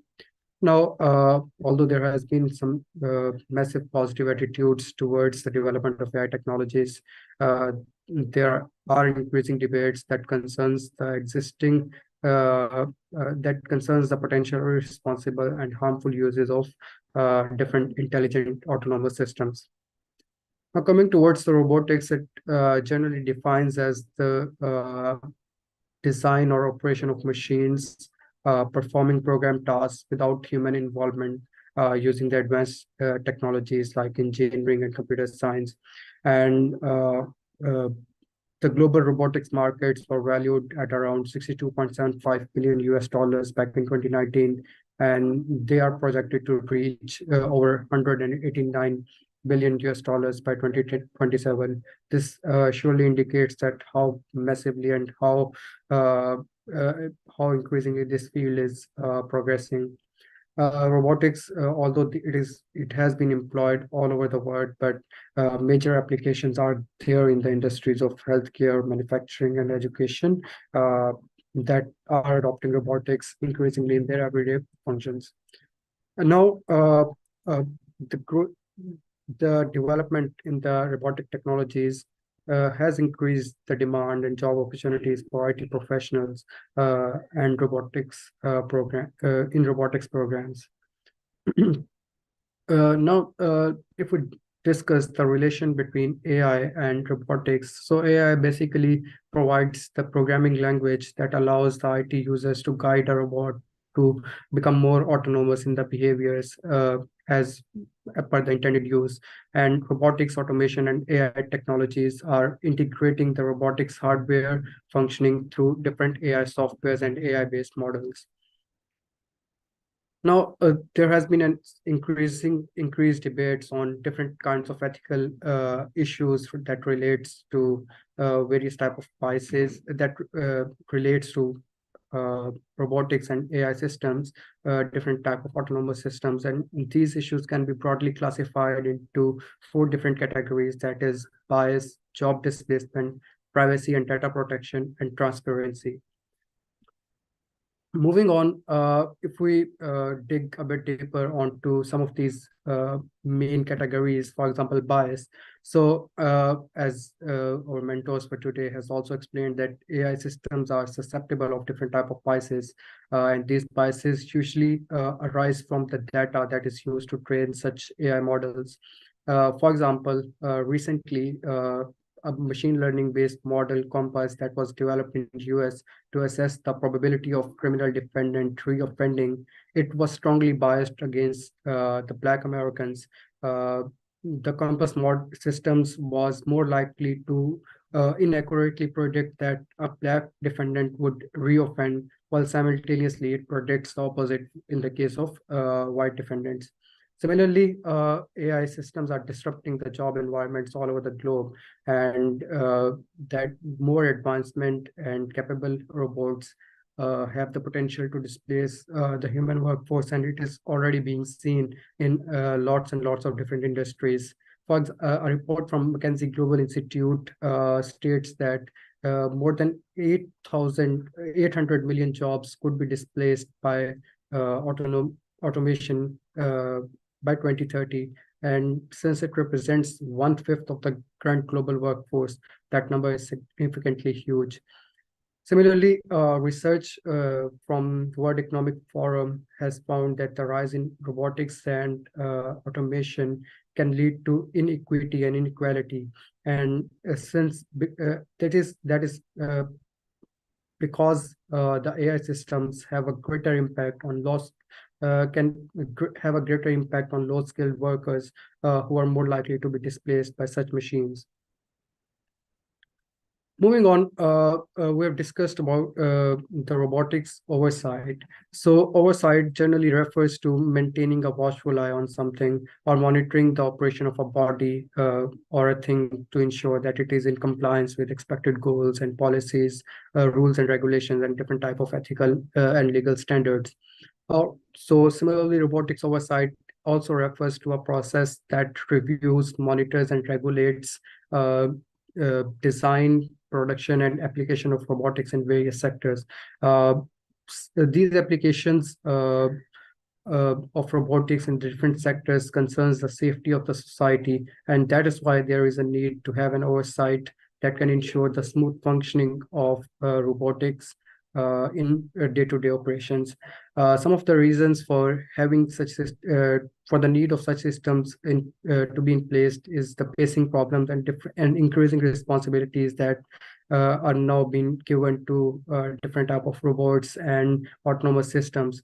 Similarly, current emerging technologies can lead to different type of issues that are related to privacy and transparency. And similarly, there are some coordination issues because of which there is a severe need to have a robotics oversight. Now, different types of mechanisms can be used and are already being implemented to have an oversight in robotics.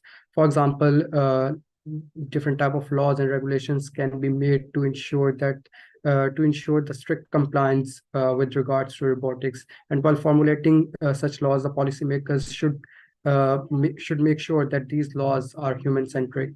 Similarly, different international organizations have their standards in place that can act as a measure to have an oversight in robotics.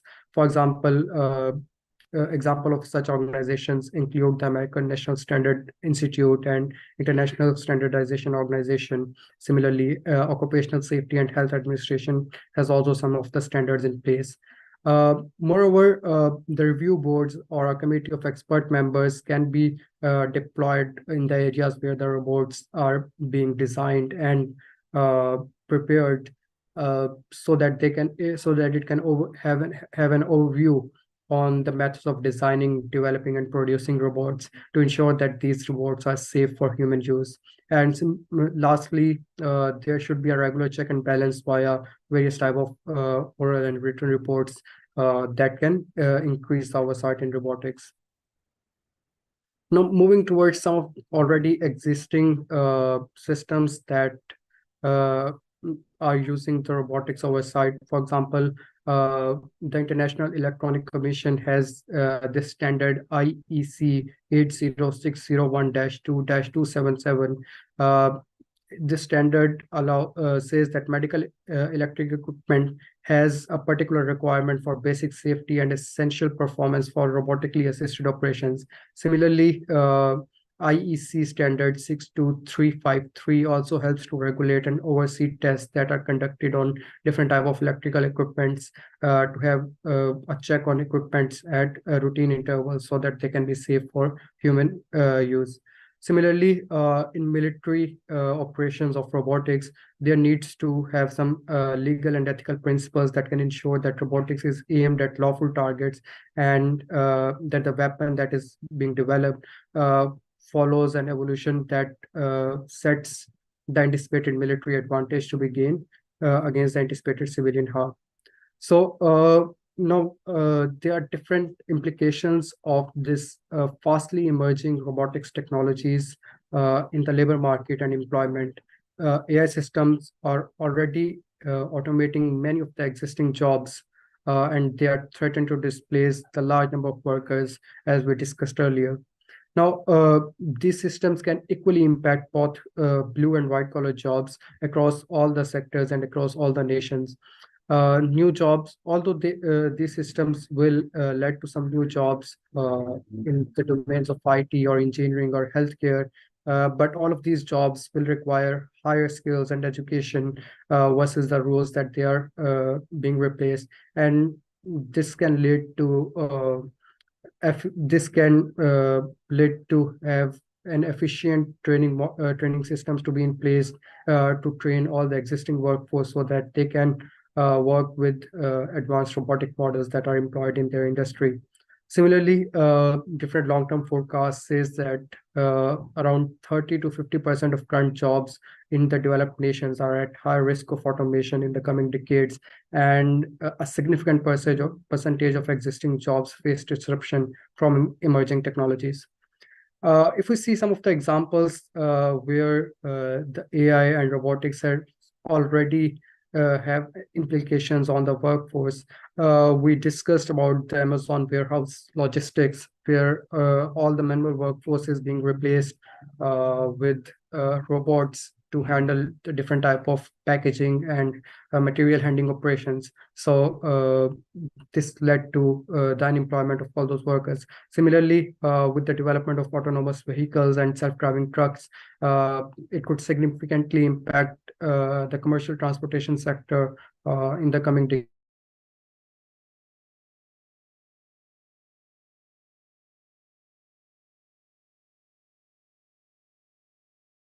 Law so that just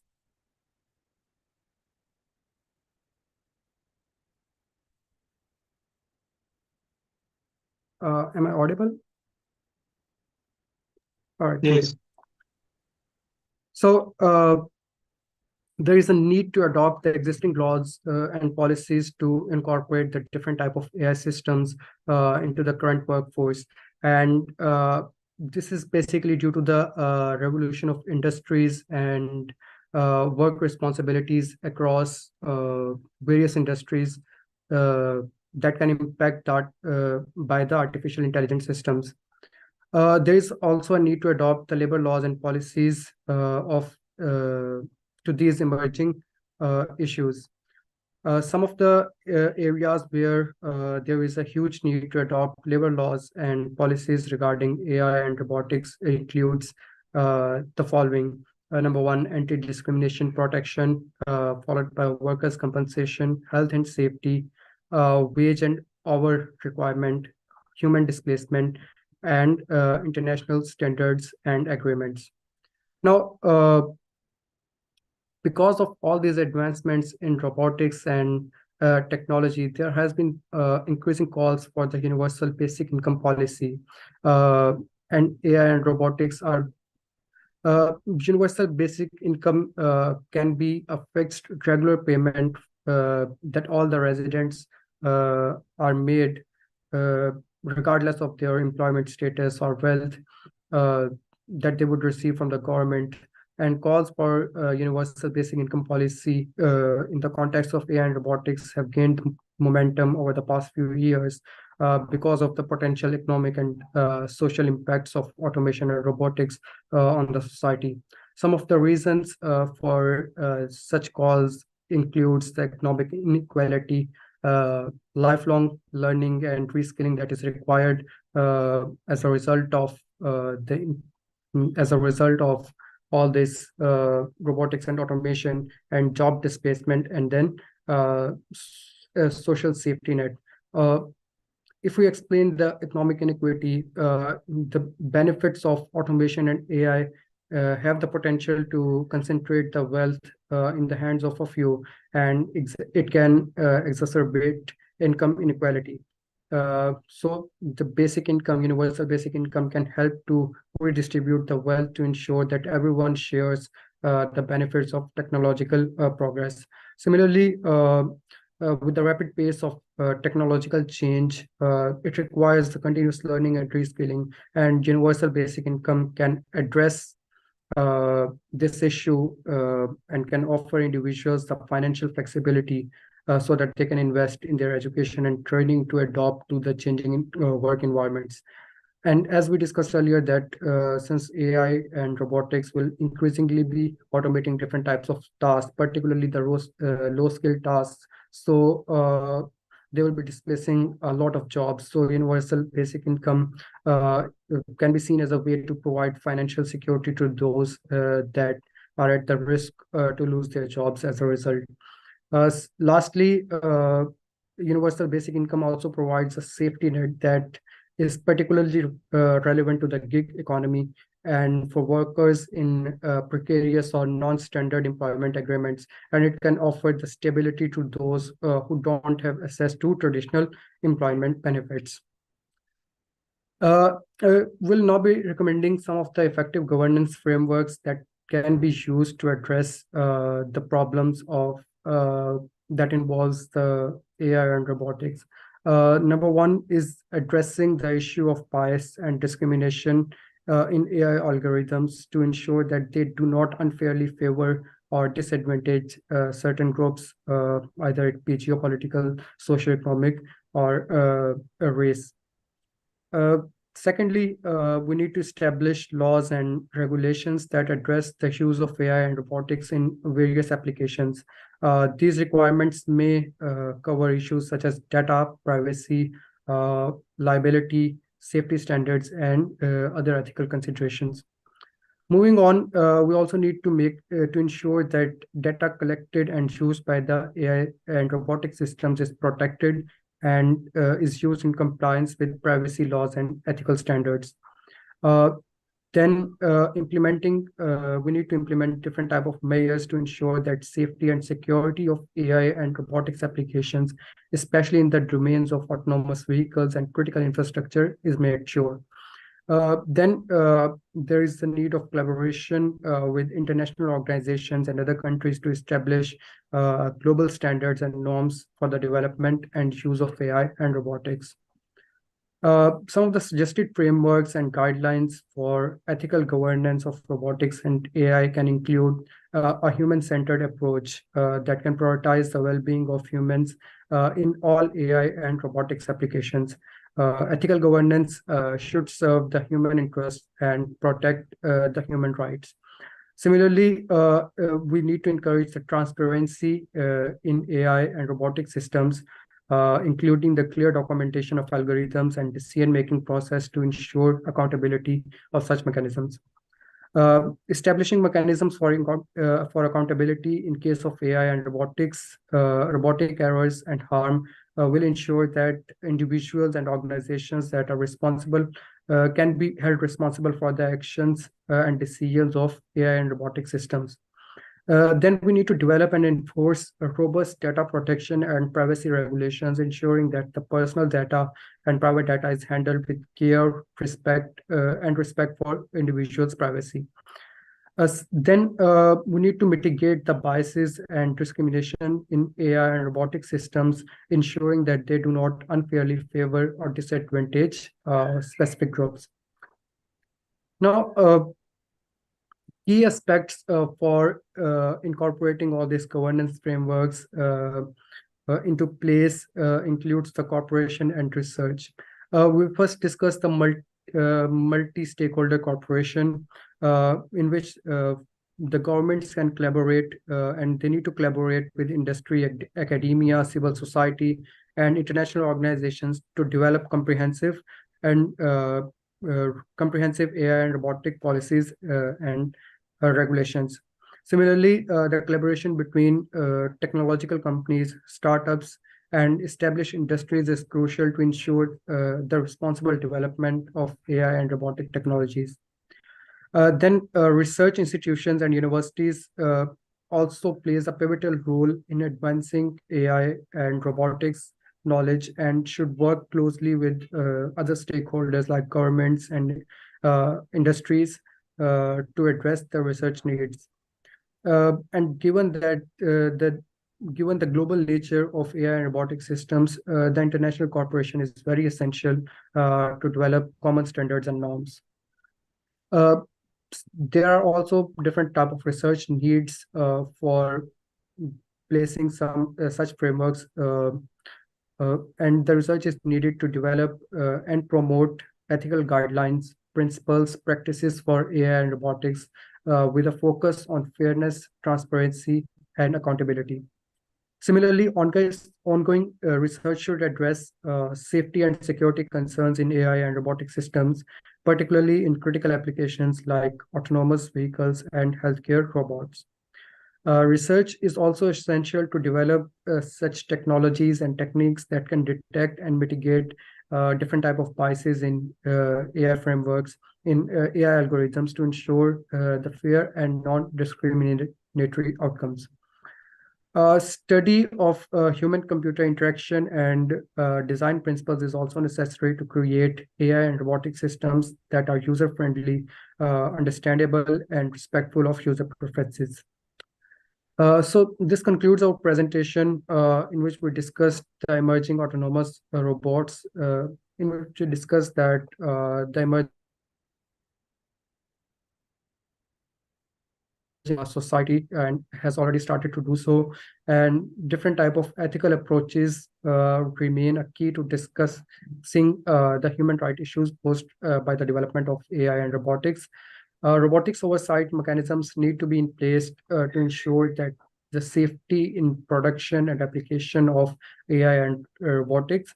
And robotics and AI can displace the massive amount of global workforce. So we need to adopt the policies and laws that are necessary to integrate AI and robotics safely into the society. Then multiple frameworks need to be developed and deployed for effective governance of AI systems, and all of that needs collaboration from all the different stakeholders to develop such frameworks that can safely integrate AI into the society. I'm very thankful to my group, all of my group members who have contributed their work in making this presentation possible. And here are some of the references that you can use to assess the material that is we use in this presentation. Thank you.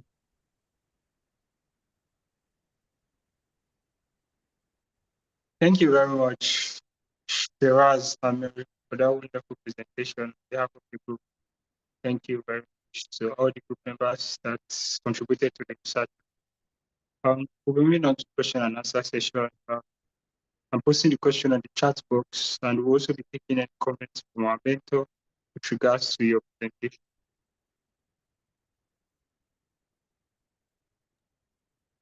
Okay, yeah, very quickly. Thank you so much, Amir. I hope I got your name. That was really an interesting presentation. Not just the content, but the way you presented it was really something that was easy for someone to follow. First of all, I love the fact that you brought in the introductory aspect of the presentation. You brought in the economic dimension, what's happening in the robotics market, because this it really affects the issue of oversight. Okay, as much as possible, if the market is really booming and there's a lot of production going on, we're going to have a significant need for more oversight, depending on the nature of robots that's being produced there. Some countries' GDP are being affected by how many robots or what's happening in the robotics market. So thank you so much for bringing that dimension. Then secondly, you mentioned something about the not so popular universal basic income policy, which is something that I've always had mixed feelings about. Excuse me. There are conversations that this would be good to create the needed balance in society. If people are going to lose their jobs, how are they going to survive and all that? There's also the argument on the other end that it's going to bring in a lot of laziness, right? There are countries in Europe, for instance. I know a lot of countries, including Germany. People get paid with basic incomes, from when a child is born till the child is 18 years old. In Germany, at least I know that the child is paid, many times about 210 euros every month, right?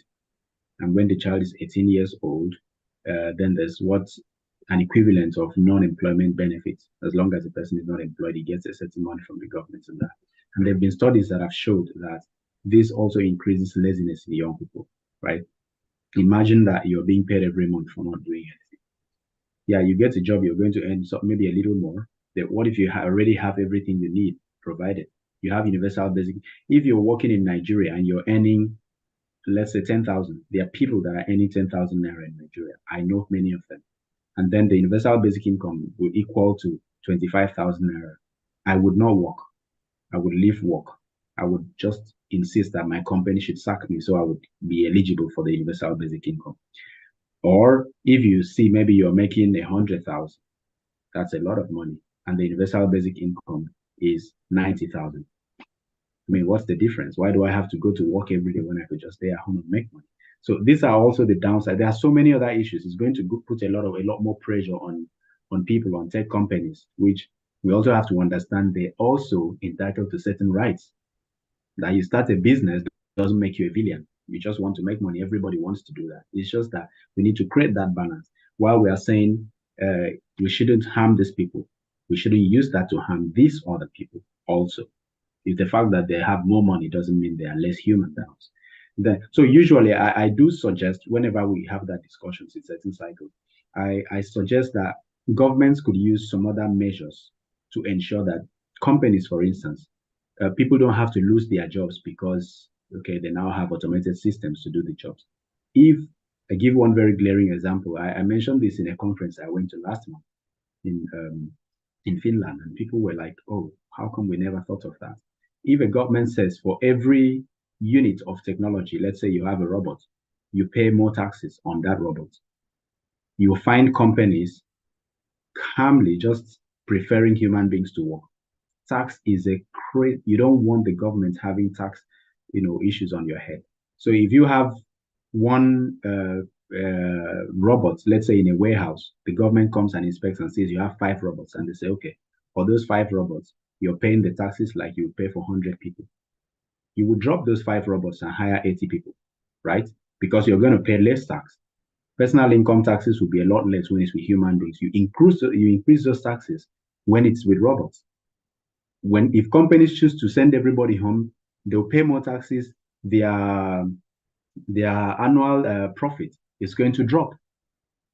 So at the end of the day, you'll find companies that already have people working would just prefer to, let's get. So this is just one of them. Or also you could place this. There's what I call the robots to human ratio, like we have in some countries. If you have 30 students in a class, there has to be 1 teacher. So when you have 31 students, then you need to have two teachers. Now we say, before you can get a robot for your company, you need to have, or you should have at least if you have 5 robots, then you should have 95 human beings. So by the time you start taking, for each robot, you need 10 human beings. For a second robot, you'd rather have 150 people working for you and just paying them rather than get robots and have to, So these are things that could be done. That's why I said regulations are really important.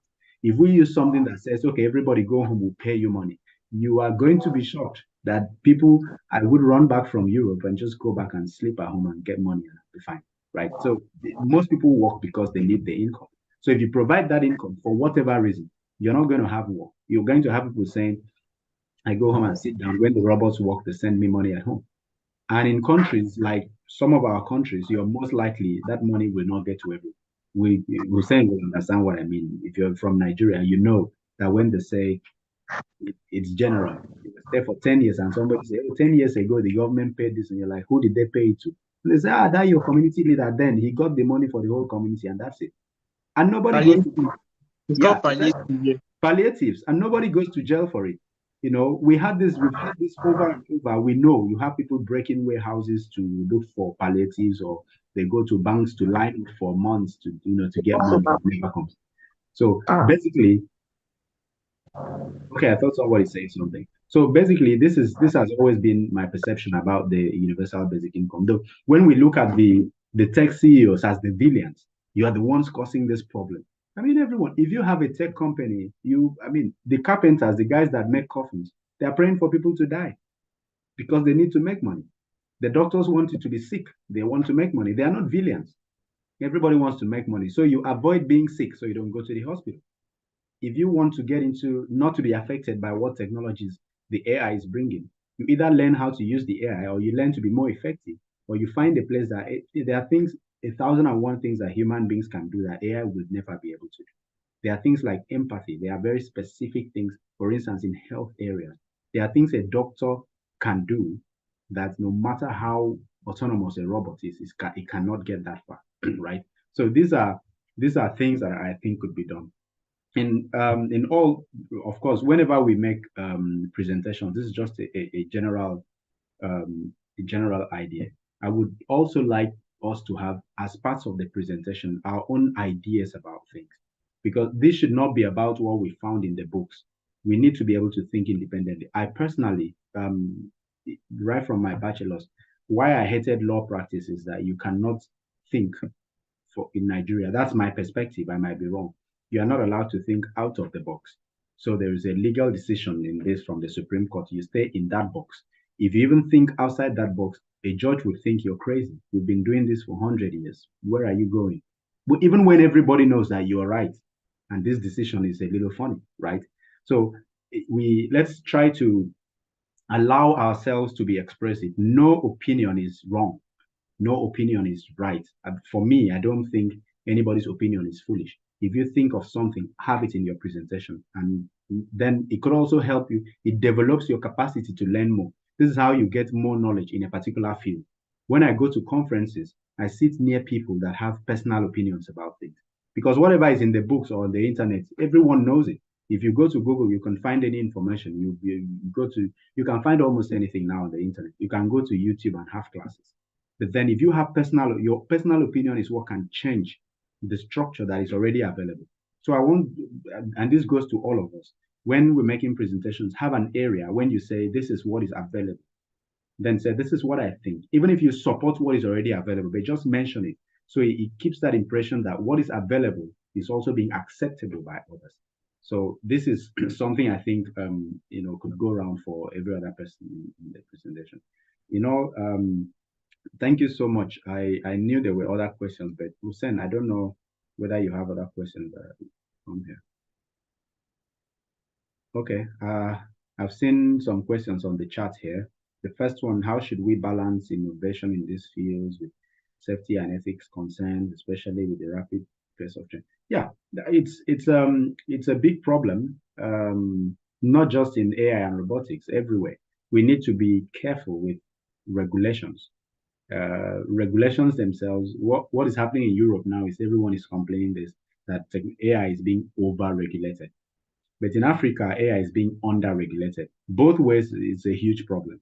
If you have under-regulations, you're going to have very high-risk technologies transferred to Africa, for instance, because you don't have regulations for them. If they build cars that they can't use in Europe because they feel it's too risky, they'll come to Africa and test it. So the same thing goes with, in other areas.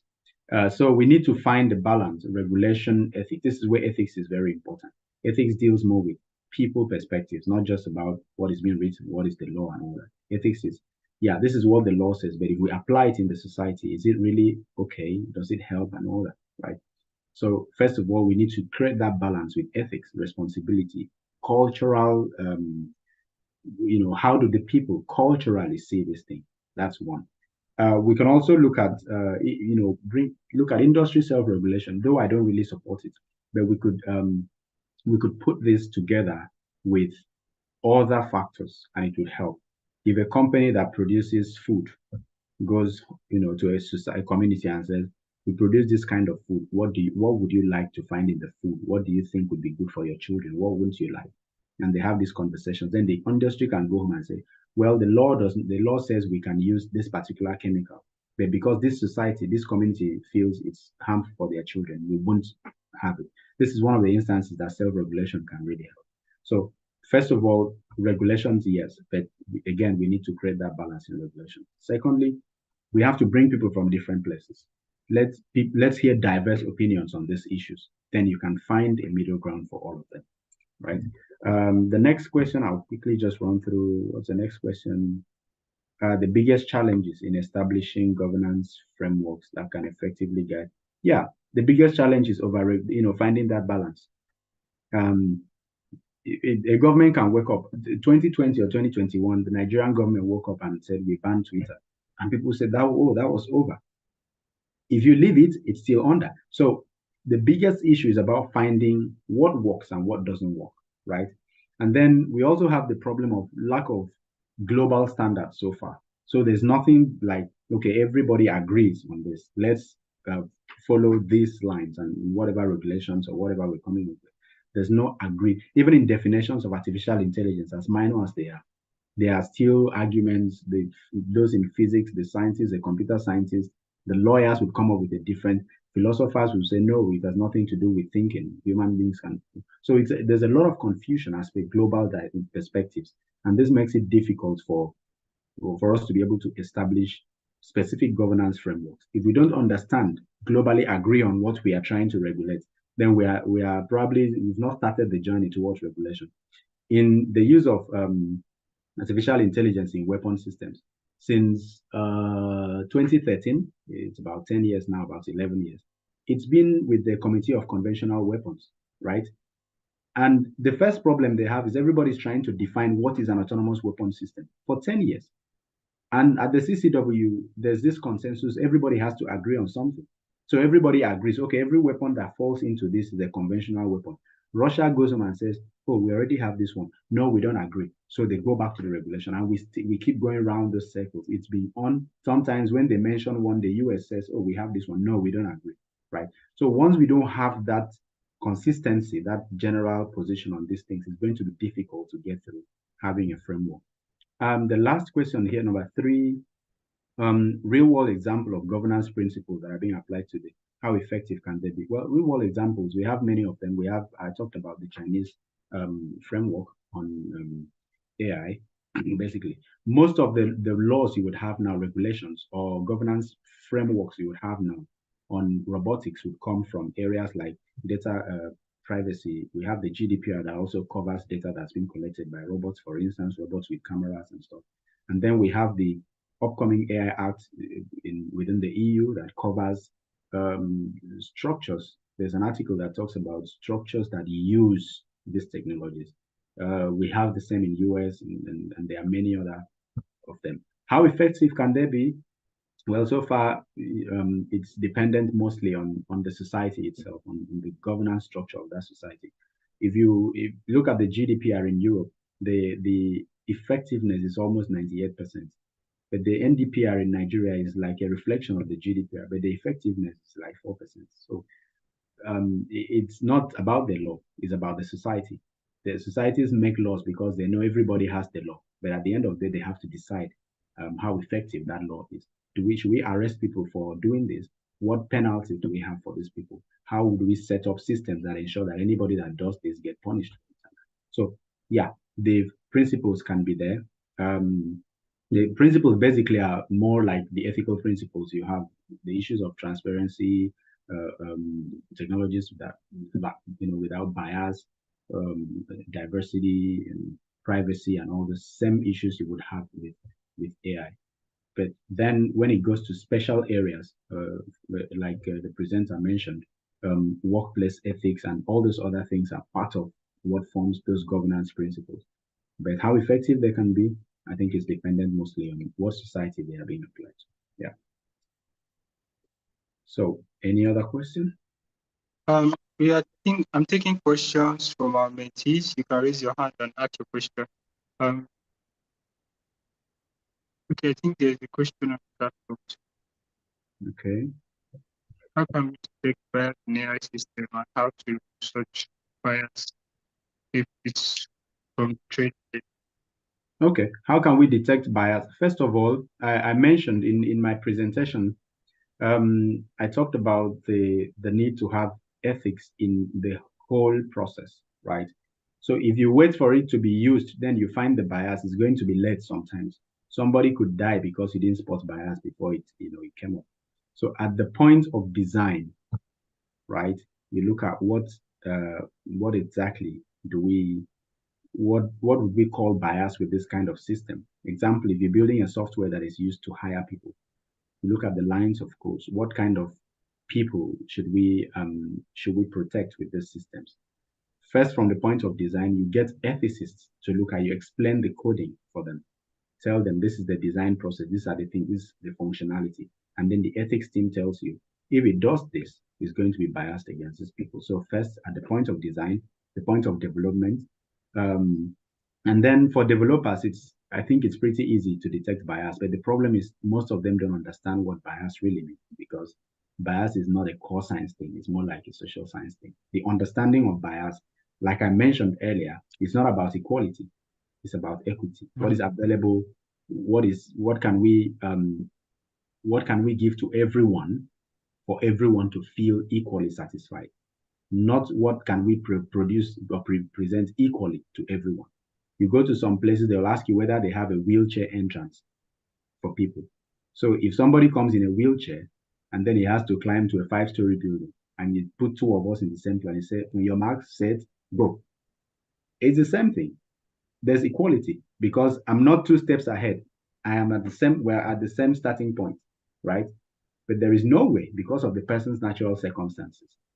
Okay. So these are the other problem is understanding what is your perception of bias. What do you think could be biased? You go to societies where they tell you, oh, because somebody has a criminal record, the person should not be given a job. Now, that is equality because, I mean, in the normal society, in the people that have committed crimes and are paid for it are a little lower by law and by nature. That is the perception. But the fact is, no matter whether somebody is here or is here in the eyes of the society, they all need to eat, they need to survive. And if these two people have the same skills, they should be treated accordingly. This is the idea behind. So these are the things that should be detected at the point of design. There's what I called earlier ethics in design. What kind of codes are being input in the system? What is the function? Now you could also look at what kind of data. This is the most important that I thought I almost forgot to mention. If you're going to use a software that hires people, for instance, and you're using training data from only men, it's never going to hire a woman. No way. Because the training data is only gives it the information about men. So you could spot these things easily when they tell you the functionality and then they present you with the data.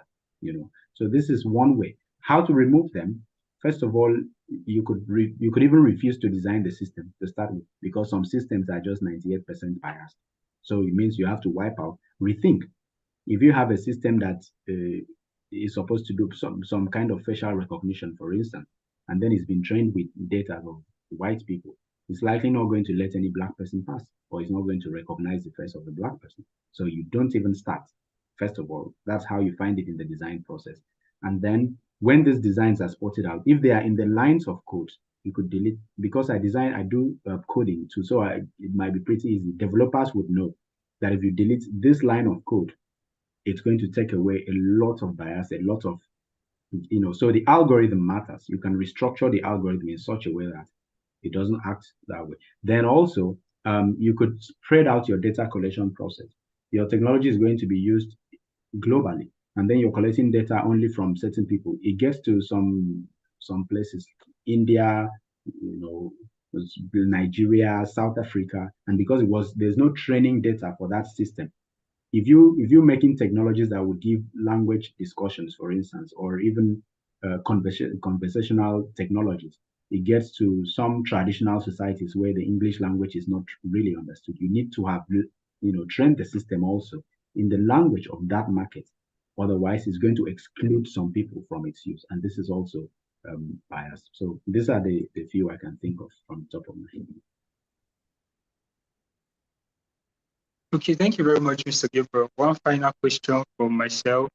You mentioned earlier that due to the regulations in AI, most of the technologies and AI systems will be moved to Africa. Africa is like a dumping ground. What do we young AI enthusiasts? What can we do? What can we preach to protect ourselves from those kind of AI systems? Well, okay, first of all, let me put the link to the post I made just about 2 hours ago here. Yeah, you can also just look at it, go to that. Now, first of all, there are just a lot of things that we could do. Why we need to look first at the advantages this has for us. You're going to have a lot of companies coming, so we need to position ourselves. What companies are what companies are likely to feel they cannot survive in these places with high restrictions, so they are going to come down. Then you start training yourself in those lines. If you have let's say fintech companies that cannot survive it, you know they will come to Africa. You start building your capacity in the areas of fintech. So you need to study, you need to have a global picture, what is going on in other parts of the world. And then you know what is going to come. That's the one part. On the sec, also, still on based on that, you can look at what when they come, what kind of risk would they come to, and then you find a way to solve the problem that they're likely coming with. You could tell them, and then you could also engage government, government agencies in what regulations or as it's always been. You dump these technologies and people get affected, and they tell you, yeah, you don't even have the law. Next thing you hear, Facebook Meta has been fined 700 million, and they pay the 700 million. Next week they continue with that technology because to them 700 million is nothing, right? So we need to engage the government or any of your areas of influence. You need to let people know that these things are coming. First of all, train yourself, position yourself in the market, understand what is happening in the global cycle, the global sphere, position yourself in that market, and then know that when it comes, some of them will come with dangers. When they come, you already tell them as you're coming, this is the problem you have. Then you become relevant for those kind of industries. Your information, your availability becomes very important for those industries. So get a global viewpoint on these issues, and then retrain yourself, redirect your focus on those things. There are too many courses now to do. So most of them are even free. You could learn. You don't need to go to a university to do a particular. You could find out and then begin to raise your voice on specific issues in these areas. Just be there. It's like saying, when the rain falls, how do I get water on my body? Step outside. Just go to where there is no roof. And then you don't need to tell the rain to follow. When the rain falls, it meets you standing there. So this is, I think, the best advice I could have for those that are trying to catch up with the wave of what is coming. All right, thank you very much. Thank you very much, Mr. Dennis, also for the partner of the Zoom call. Thank you very much to all our mentees that stayed to the end of the call. Mr. Gabriel, once again, a very special thank you for being with us today, taking the two topics here, ethics and governance, and robotics and oversight. Thank you very much, everyone. Have a lovely, have an amazing week and a productive week. Bye-bye.